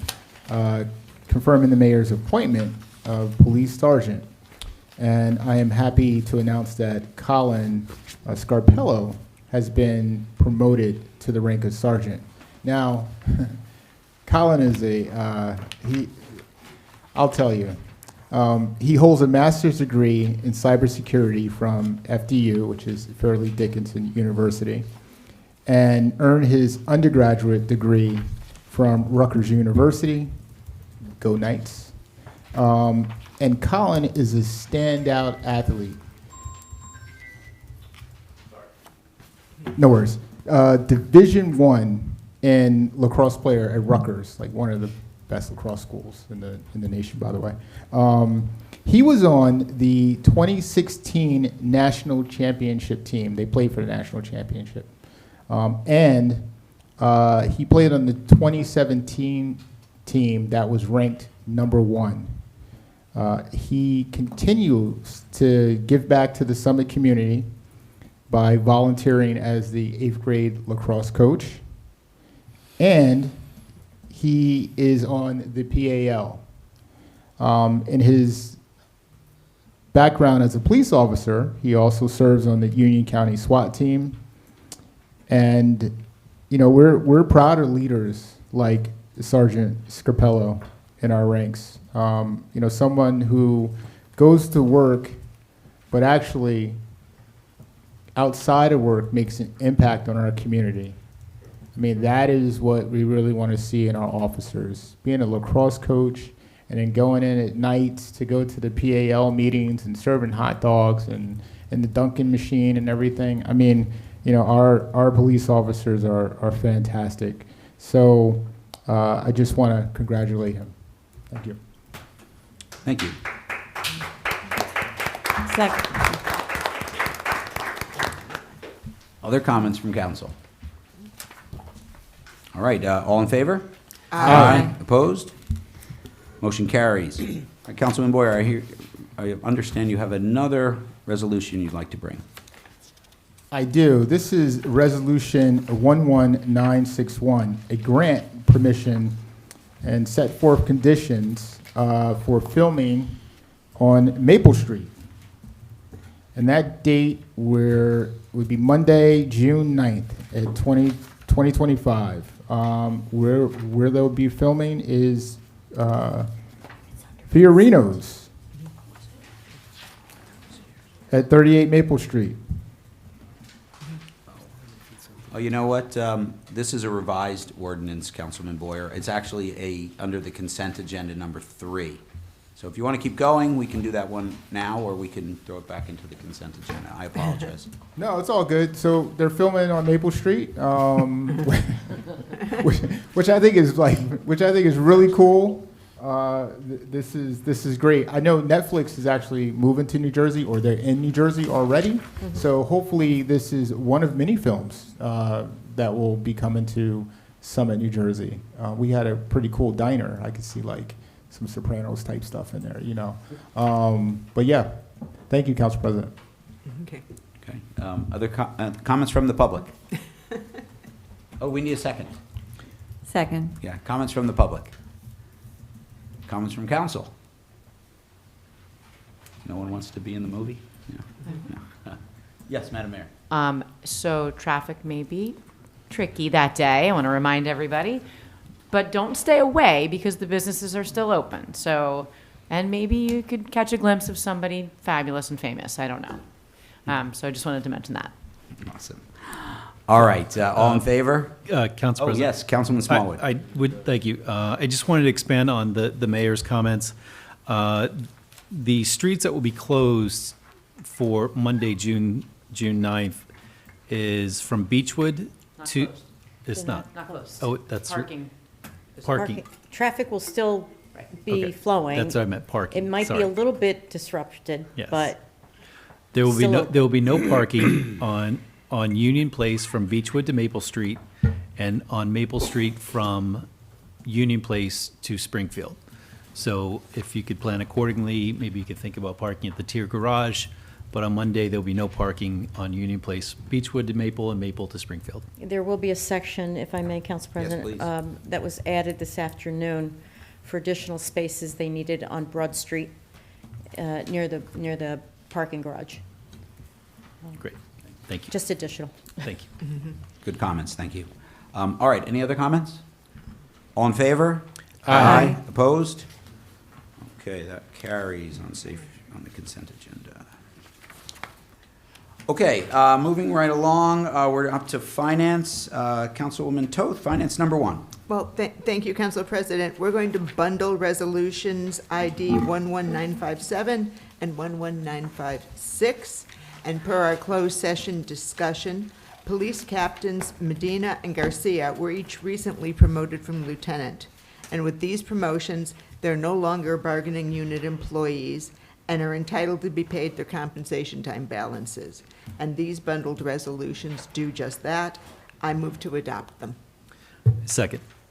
Comments from the public? Comments from council? All in favor? Aye. Opposed?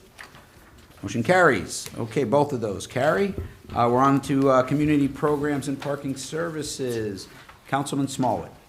Thank you, Council President. This is ID number 11958. This is to appoint a new chair of the Tatlock Neighborhood Committee.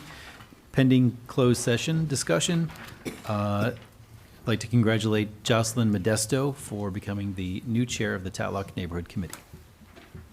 Second. Comments from the public? Comments from council? All right, congratulations, Jocelyn. All in favor? Aye. Opposed? Motion carries. All right, now we have the consent agenda. So do I have a motion to approve the consent agenda as presented, except for safety number 3, which has already been approved? So moved. Second. Is there anyone from the public who wishes to comment on anything on the consent agenda? Anyone from council like to comment? All right, all in favor? Aye. Opposed? Motions carry. Okay, that ends the business section of our meeting. So professionals, if you guys would like to. Council President, I Yes. hope you don't, I have a couple of questions I'd like to ask Director Schrager, if that's before he goes. Wow, okay. Yeah. Oh, that's fine. I mean, it's not an interrogation, it's just updates. Would you like council? I'm just kidding. So good news, the bike depot, I know the electricity got installed last week, correct? Do we have any idea when we'll be able to actually open it for public use? Yes, through you, Council President. So just as a refresher, because it's been many moons since the project actually started, New Jersey Bike Walk Coalition will be the managing entity. So now that the infrastructure is in place, they are working to make sure that there is a security camera in there, as well as like the fob access reader. So that requires internet connection first, which Comcast was there Monday and I believe today as well, but they were given a June 23rd for the modem hookup, and then a 3 to 4 day window to do the camera install after that. They're trying to, move both of those dates up, so we're kind of saying July right now, which looks pretty good, but it seems to be the June 23rd modem hookup is the key day. Okay. So.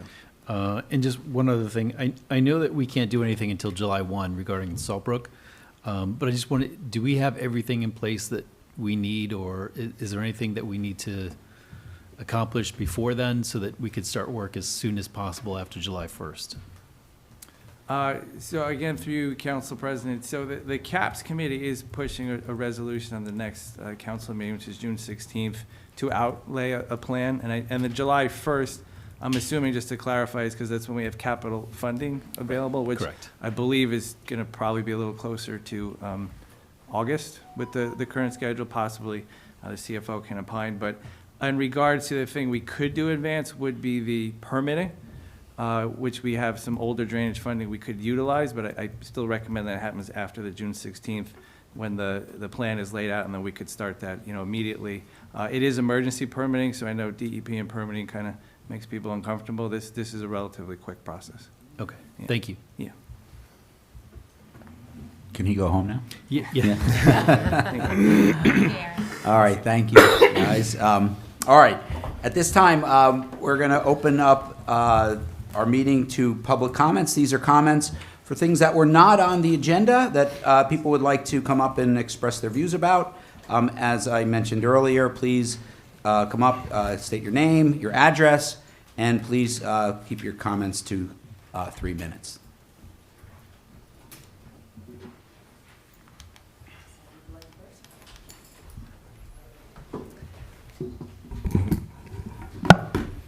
Hi, my name is Winifred Smith Jenkins, 1 Walnut Street, Summit, New Jersey. I would like to speak this evening about the traffic stop that took place on Friday, May 23rd on Walnut Street. I want to begin by saying that I come before you this evening with the deepest respect for law enforcement. My husband is currently a police officer, and I know personally that the most important thing at the end of any shift is for a police officer to get home safely. And we've also lived through the pain of losing a family member during a routine traffic stop. So I don't take the split-second decisions that officers have to make lightly. At the same time, I also carry the responsibility to protect the children and staff at our child care center, some of the youngest and most vulnerable members of our community. That's why I was deeply alarmed by the recent high-intensity traffic stop that took place just feet away from our program with guns drawn and no warning or notification to our staff. I'm not here to judge the police tactics of that day. My concern is about where it happened and the lack of communication that followed. Had anything gone wrong, over 120 children and staff could have been in danger. And unlike public school, child care centers aren't equipped with resource officers or reinforced infrastructure. We were completely exposed. We appreciate that the chief and the mayor have agreed to meet with us and my team next week to discuss these issues further. But it was important to me to be on record tonight to remind all members of City Council and the community at large that child care facilities deserve the same information, communication, and consideration as every other public educational institute in our great city. This moment opens up a wider conversation about how we value the youngest among us, the institutions that care and educate them as a community. It's not just about one incident. It's about recognizing that childcare is foundational to the well-being and functioning of Summit. As someone who was a Summit resident for over 30 years, I love this city, and I know we can do better. So we're asking kind of 3 simple things: a clear protocol for notifying childcare programs during or after nearby police activity, better coordination between law enforcement and early childhood learning facilities, and a seat at the table when decisions are being made about the safety in our neighborhoods, because our kids deserve the same protections and considerations as those in our public school. We cannot and should not be an afterthought. Thank you for listening, and I look forward to working towards a safer Summit for all. Thank you. Thank you. Those were great comments. Thank you. Other comments from the public?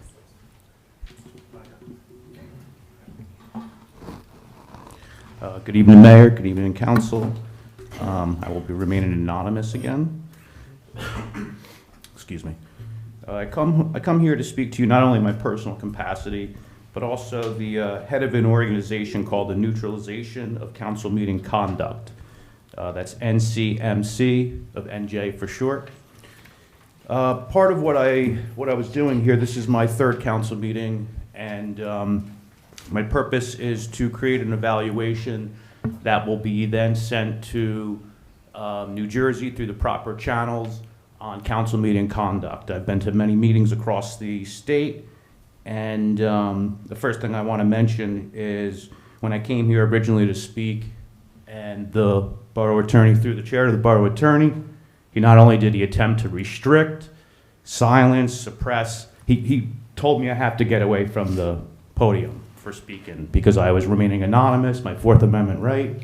Thank God we have a competent council president who understood that that was a violation of people's rights. So even though I come here and I'm critical to what people do, it shouldn't be hard to hear. As you said earlier, Council President, criticism is hard to hear. It shouldn't. If people stand firm in their beliefs, they should welcome all types of, confronting different opinions and stuff like that. So I'm still conducting this evaluation, so there's still some points that can be added or reduced to the final evaluation. I'm not going to be able to get to everybody because unfortunately it's only 3 minutes.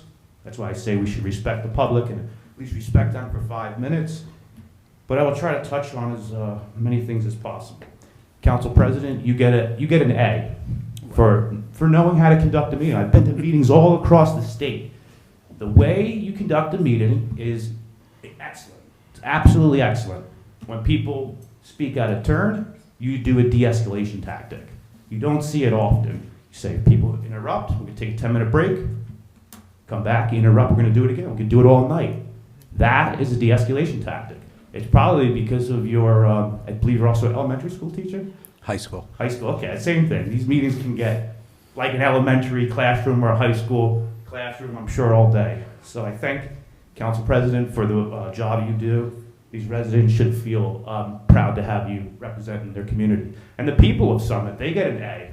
I do believe the people here are very compassionate and caring about their neighbors.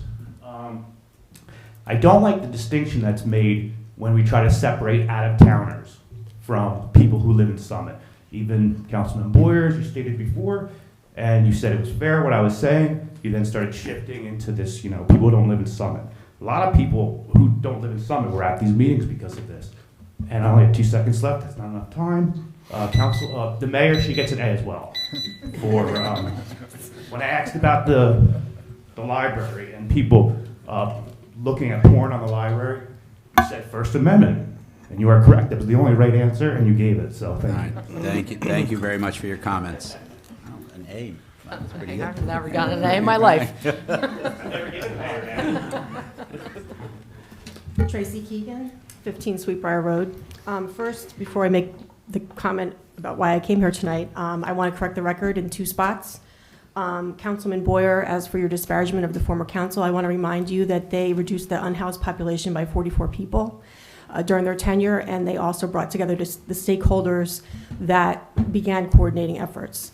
As for Mr. Smallwood's biblical interpretation, I want to point out that St. Paul's letter to the Thessalonians did not say those who are unable to work. It said those who are unwilling. And I'm quite sure that St. Paul would never withhold care for our unhoused or our poor.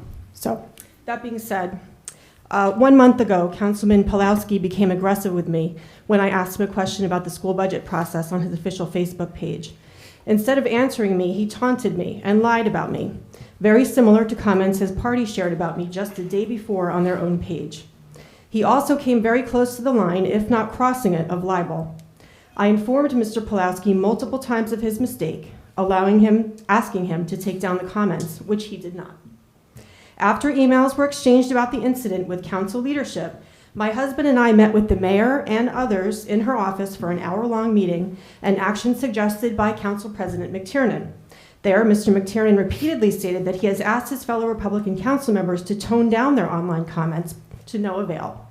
Basically, that they are unwilling or unable to control themselves. After the meeting, we followed up with a simple request. We wanted the city to clarify the law or rules around elected officials and social media. This ask was based on the fact that we were informed that the city clerk advised that it would be illegal for Mr. Pawlowski to delete his statements about me because they are part of his official record of communications. The takeaway is that the city considers anything a council member posts on their official social media pages to be an official communication from the city, even if they are lies, taunts, or libel. Since I got no response to my follow-up email to you all, I'll ask again. Is this a correct understanding? And if so, why are you not also advising him that he can't meaningfully edit anything he's written, which goes hand in hand with the deletion prohibition? Mr. Pawlowski did edit his posts about me, many times, which I will submit for the record tonight. By editing his comments that hundreds or even thousands of Summit residents have already read, he is not operating in service of the truth. No one gets an alert that a comment they read or liked on their elected official's Facebook page has been edited. No one will know that he has now softened his accusations. This is a First Amendment violation, per the city's policy. On the other hand, if the city does not consider everything an elected official posts to be subject to First Amendment guidelines, then it would fall on Mr. Pawlowski to bear ownership of his lies and taunts, freeing the city of responsibility and allowing for deletion or editing of social media posts. Given this is not the first time, and due to an apparent lack of an official framework or ability to control behavior, very likely not the last time that Mr. Pulowski or some of his colleagues will behave this way, I would like the city to clarify their position on this. Thank you for letting me finish. Thank you. Thanks for your comments. Yate versus Hamilton, Carteret versus Toronto. Thank you. Thank you. Other comments, please. Public records. Chief, can you arrest him for altering public records? Excuse me, sir. You've been awesomely respectful tonight. Let's keep it that, okay? You've had your comments. Thank you. Jacqueline Lacercina. I'm here to talk also about honesty and accountability. Recently, Councilman Pulowski told one of his friends an untrue story about me. This friend then shared that untrue, negative story about me on an online public forum. Councilman Pulowski has apologized for this privately. He acknowledged he made a mistake. The story was actually about someone else. I'm here to ask for the third time that Councilman Pulowski publicly correct the record. One of my great-grandfathers used to say, when you put your name on something, you don't just represent yourself. You represent this whole family. So when I read the false statement about me, the first thing I felt was embarrassment. Even though I knew it wasn't true, I thought about my grandfather's words. And I thought, what is my family going to think when they see this? Even though I knew it wasn't true, my decency, my character, and that of my family were challenged. People continue to approach me about this, asking what really happened and if the story was actually true. Because, of course, the word of an elected leader carries weight. So I'm asking you again, Councilman Pulowski, will you please publicly share what you told me privately, that you made a mistake, that the story you shared with your friend was untrue? Look, I can take a lot of criticism. We can disagree about policy ideas. I can take those hits all day long.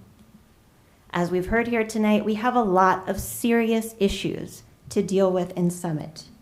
And to deal with these issues, we need to be rooted in truth and accountability. I think it is reasonable for the community to expect that our leaders will be honest and that when they mess up, they make it right. Not just privately when it is easy, but also publicly, even if it is hard. Thank you. Thank you. Other comments from the public? Hello again, I'm Amanda Block. 8:15 Sunday night.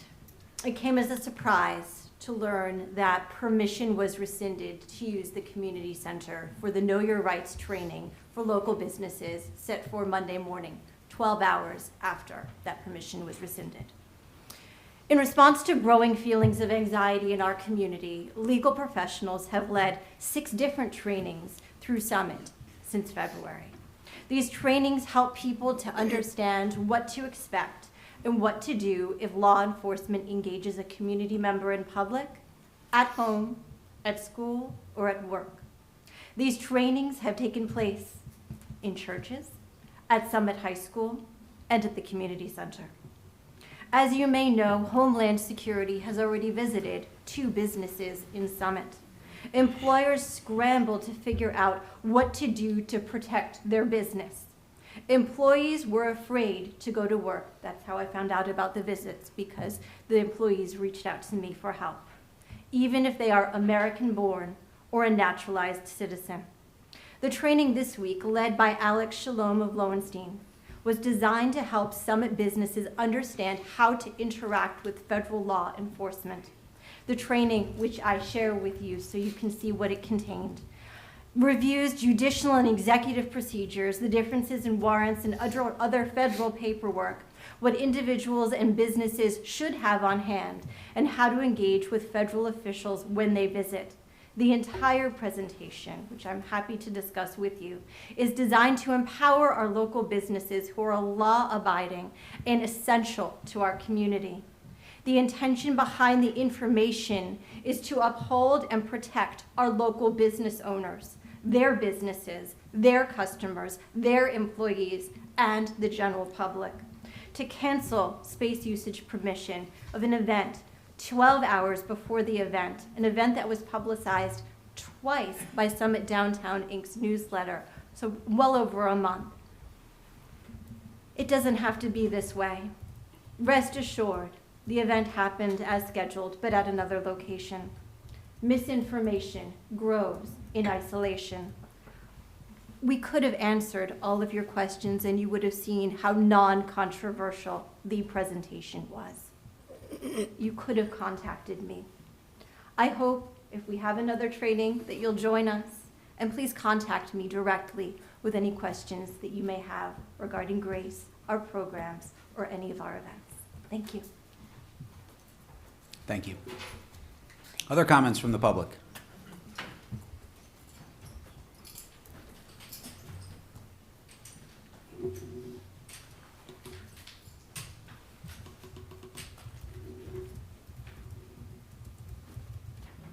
Hi, it's wrap-up time. I'm Philomena. That's all the information that I can give. Couple of things. I'm going to address Councilman Smallwood. In this country, we have the separation of church and state for a reason. Everyone is entitled to their religion. That's what this country was built on. I have my religion, it's very clear many of the people in this room do. It is not appropriate, being an elected official, to sit there with religious views. I'm sorry. Politics must remain neutral so that they govern everyone equally. Okay? But I do appreciate your comments, and I do support them. But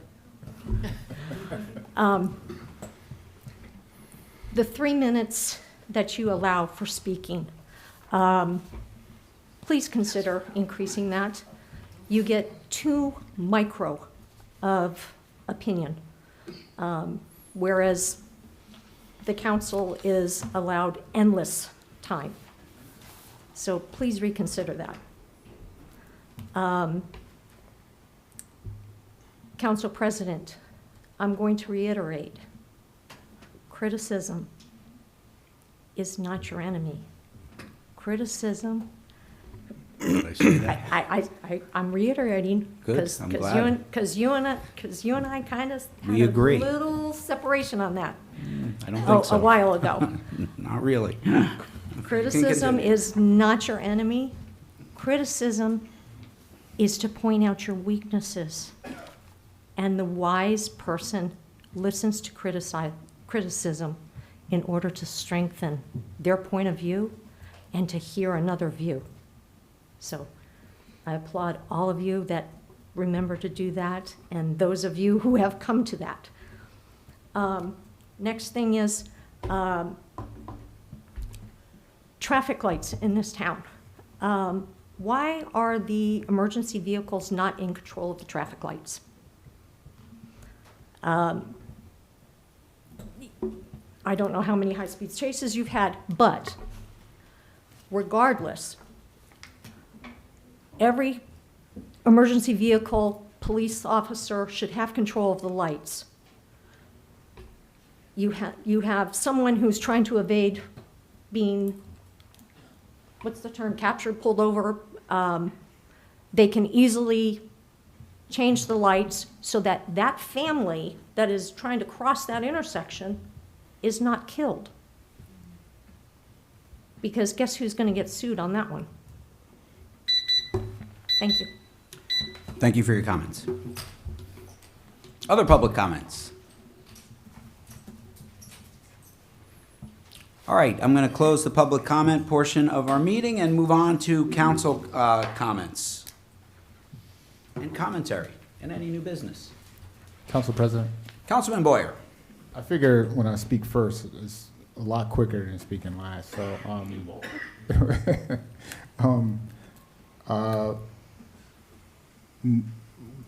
Ms. Smith, you know what? That is your maiden. I'm sorry, Jesus. Winifred, It's so great to see you. You know, thank you. Your comments, they were great. I'm glad that you were able to speak to the mayor and police chief. And you're right. Our public schools are like locked down, so we can always get better. So I'm glad that actually came up, and I'm glad nothing happened. Right. So that is a really good thing. Speaking of police, our Mountain Valley Emergency Communications, they're hiring. If you know anyone that needs a job, that is interested in law enforcement type work, it's a good job. So please be on the lookout for that. The other thing is, I want to say Hometown Heroes is an amazing program. I want to thank Councilwoman Hamlet because I know she's been on that committee for a couple of years now. And, you know, I didn't realize the significance of it until I was looking at Facebook and someone was saying, you know, yeah, that's my uncle, and right out front of the list. And he used to go there. And then I saw my uncle recently was one of the inductees. And he was right outside of one of the St. John's Church where he went to AA service. And now when his friends come out of AA service, they see him up there. That's like, man, that is like awesome. So I just want to give kudos to the Hometown Heroes.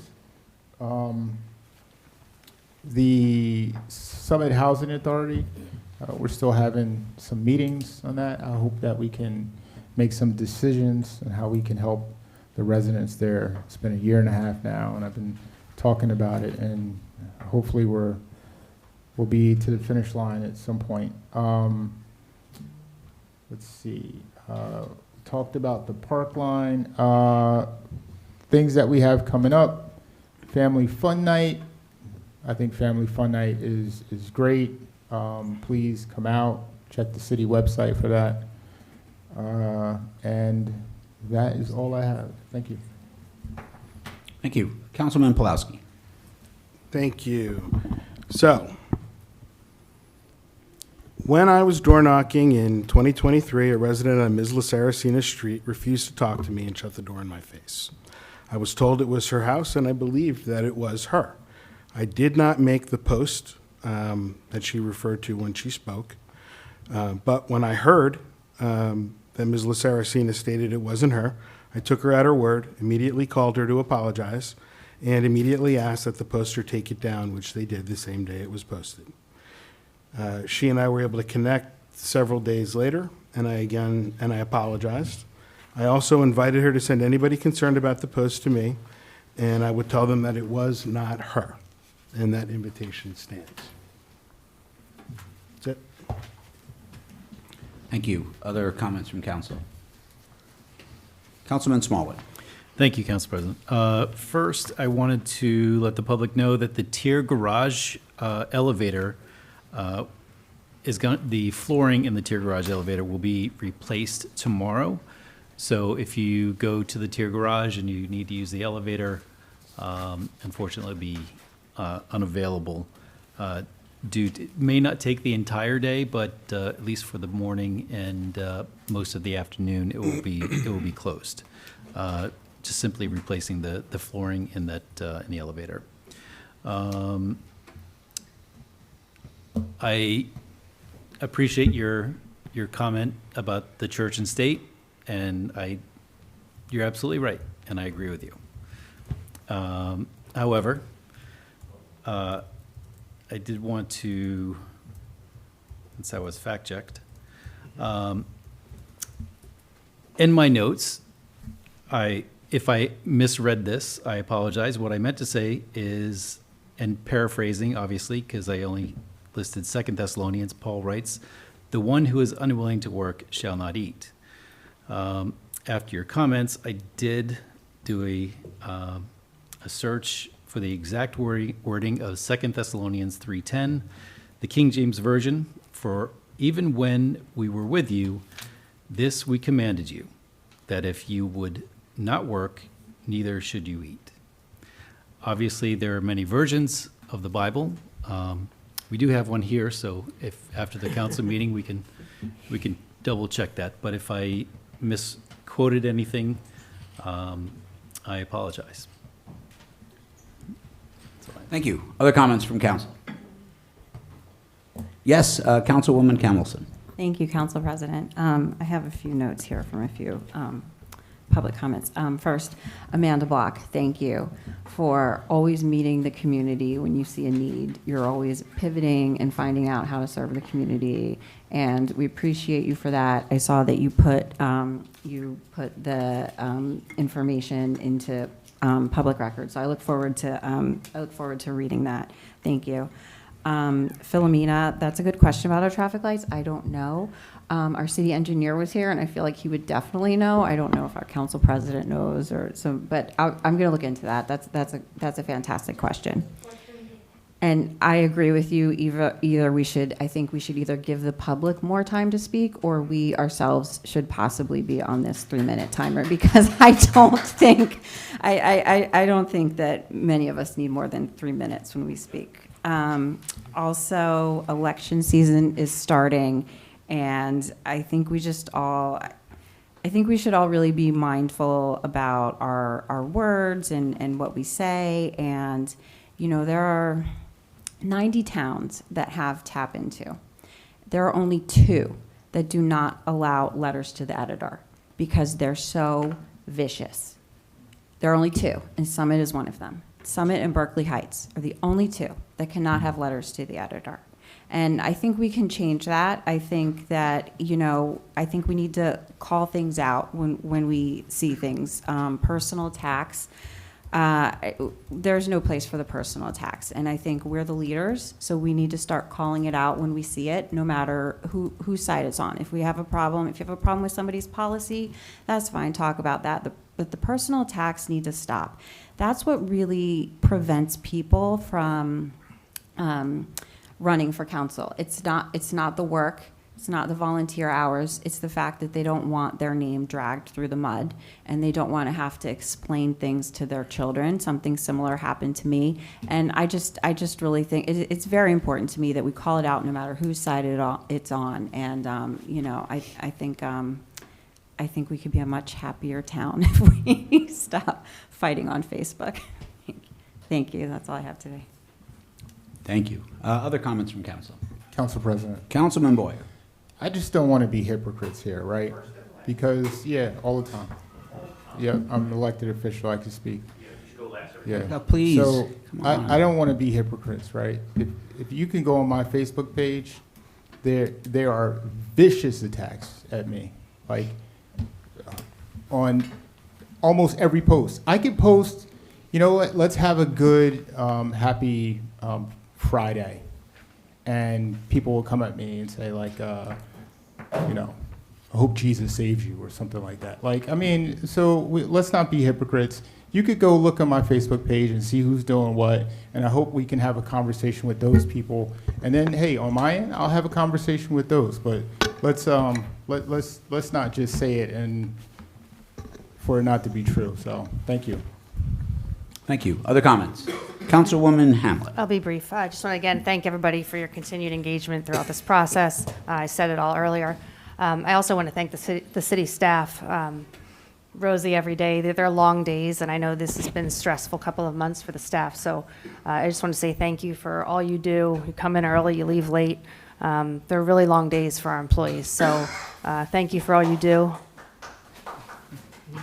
I believe the only one I know of, I'd have to ask Chief Peters around the lights, but I know the fire department controls the most recent one as you turn the corner from the new firehouse. We put that technology in, but it's a great question because I don't know if it exists elsewhere. Yesterday, was it Sunday? Sunday, Councilman Smallwood and I, we went into the middle of the Salt Brook. Somehow we crossed through the Salt Brook and saw actually a completely different perspective of the Salt Brook. We walked all the way over in the water towards sunset, which was unbelievable to look at because some of those houses are just the amount of new erosion is shocking over the last 2 or 3 weeks. So I would just encourage that we come to a resolution on our plan for that. I know we have it in the works, but every day it's getting worse, and we saw it firsthand. And we can post some pictures later, but it's devastating. So, but thank you all for coming. Thank you. Other comments? All right, I'll just wrap up a couple of things. One, there has been over the last month a bunch of comments around, Bill of Rights and not giving your name, et cetera. Look, I'm all for all that. The reason we do this, the reason I ask people to do it, because it gives your comments some context that people up here can understand. Where are you from? Do you live in Summit? That changes how I'm going to think about your comments. Are you a neighbor? Do you understand the town? Or are you from outside the town, where maybe you're bringing a valid but different perspective? It gives context. That's the reason we ask for it. It's not to take away your rights or whatever. And I get, like, people may feel that way, and that's okay. I don't want to get in an argument about it. So if you want to do it, but that's the reason. It provides some context. The other thing too, it's kind of respectful. At least that's how I view it. Everybody up here, you know where they live, you know their name. They're an open book. They come here, they listen to criticism. You guys can say anything you want to them, everyone up here. We're officials. Comes with the territory. When I have a conversation with someone, it's good to know who they are. It's a human thing. And when you don't want to give your name, it lessens that interaction, at least to me. It's just my opinion, okay? It's my opinion. And that's why I think it's important, okay? So that's one thing. Second thing, Facebook. For the record, I don't just tell Republicans to be nice on Facebook. I tell everybody. I tell Democrats to be nice on Facebook. I tell everyone I talk to, get out of the comment section. It's a swamp. No one ever has their mind changed on Facebook. And people who go there, I'd say I liken it to, if you go into the sandbox and you want to play there, you will get sand kicked in your eye. Don't go in there. And I'll say it again for Ms. Keegan, who left already. Everyone should get out of there. It's not a good place for dialogue. Call your elected official. Email them. I like having a coffee with people. It's much more productive. I will just tell you that. Okay? So that's one thing. And then the last thing. Ms. Block talked about a meeting at the community center. We have an MOU with Grace. My understanding is that Grace is a food bank. They do amazing work distributing food to our community. That's the relationship where they occupy our community center rent-free to distribute food. That's what it's there for. Now, it may be construed that this meeting was about rights or what have you, but I would suggest that others may think this is political advocacy. And I'll read through this, but I guarantee that other people may think so. I will tell you what it's not. It's not distributing food. And if that is what Grace wants to do, then we need to think about our MOU and what should be allowed in city-owned property. It's the city. And we have to be careful about what city property is being used for. And if it strays into what could be considered to be political advocacy, it has no place in a city building. Do it someplace else, church, wherever. That's great. That's where it should be done, but not in a city. We can't be seen to be advocating for that type of stuff in a property. So we can get together, we can talk about it. I'd certainly welcome that. But that is where, when I saw this, that's my concern, because I received a lot of phone calls about this, and people who looked at the flyers and such, and they had a different interpretation than yours, and they're allowed their interpretation too.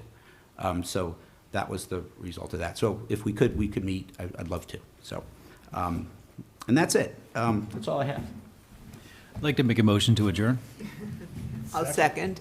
All right. All in favor? Aye. All right. We are adjourned.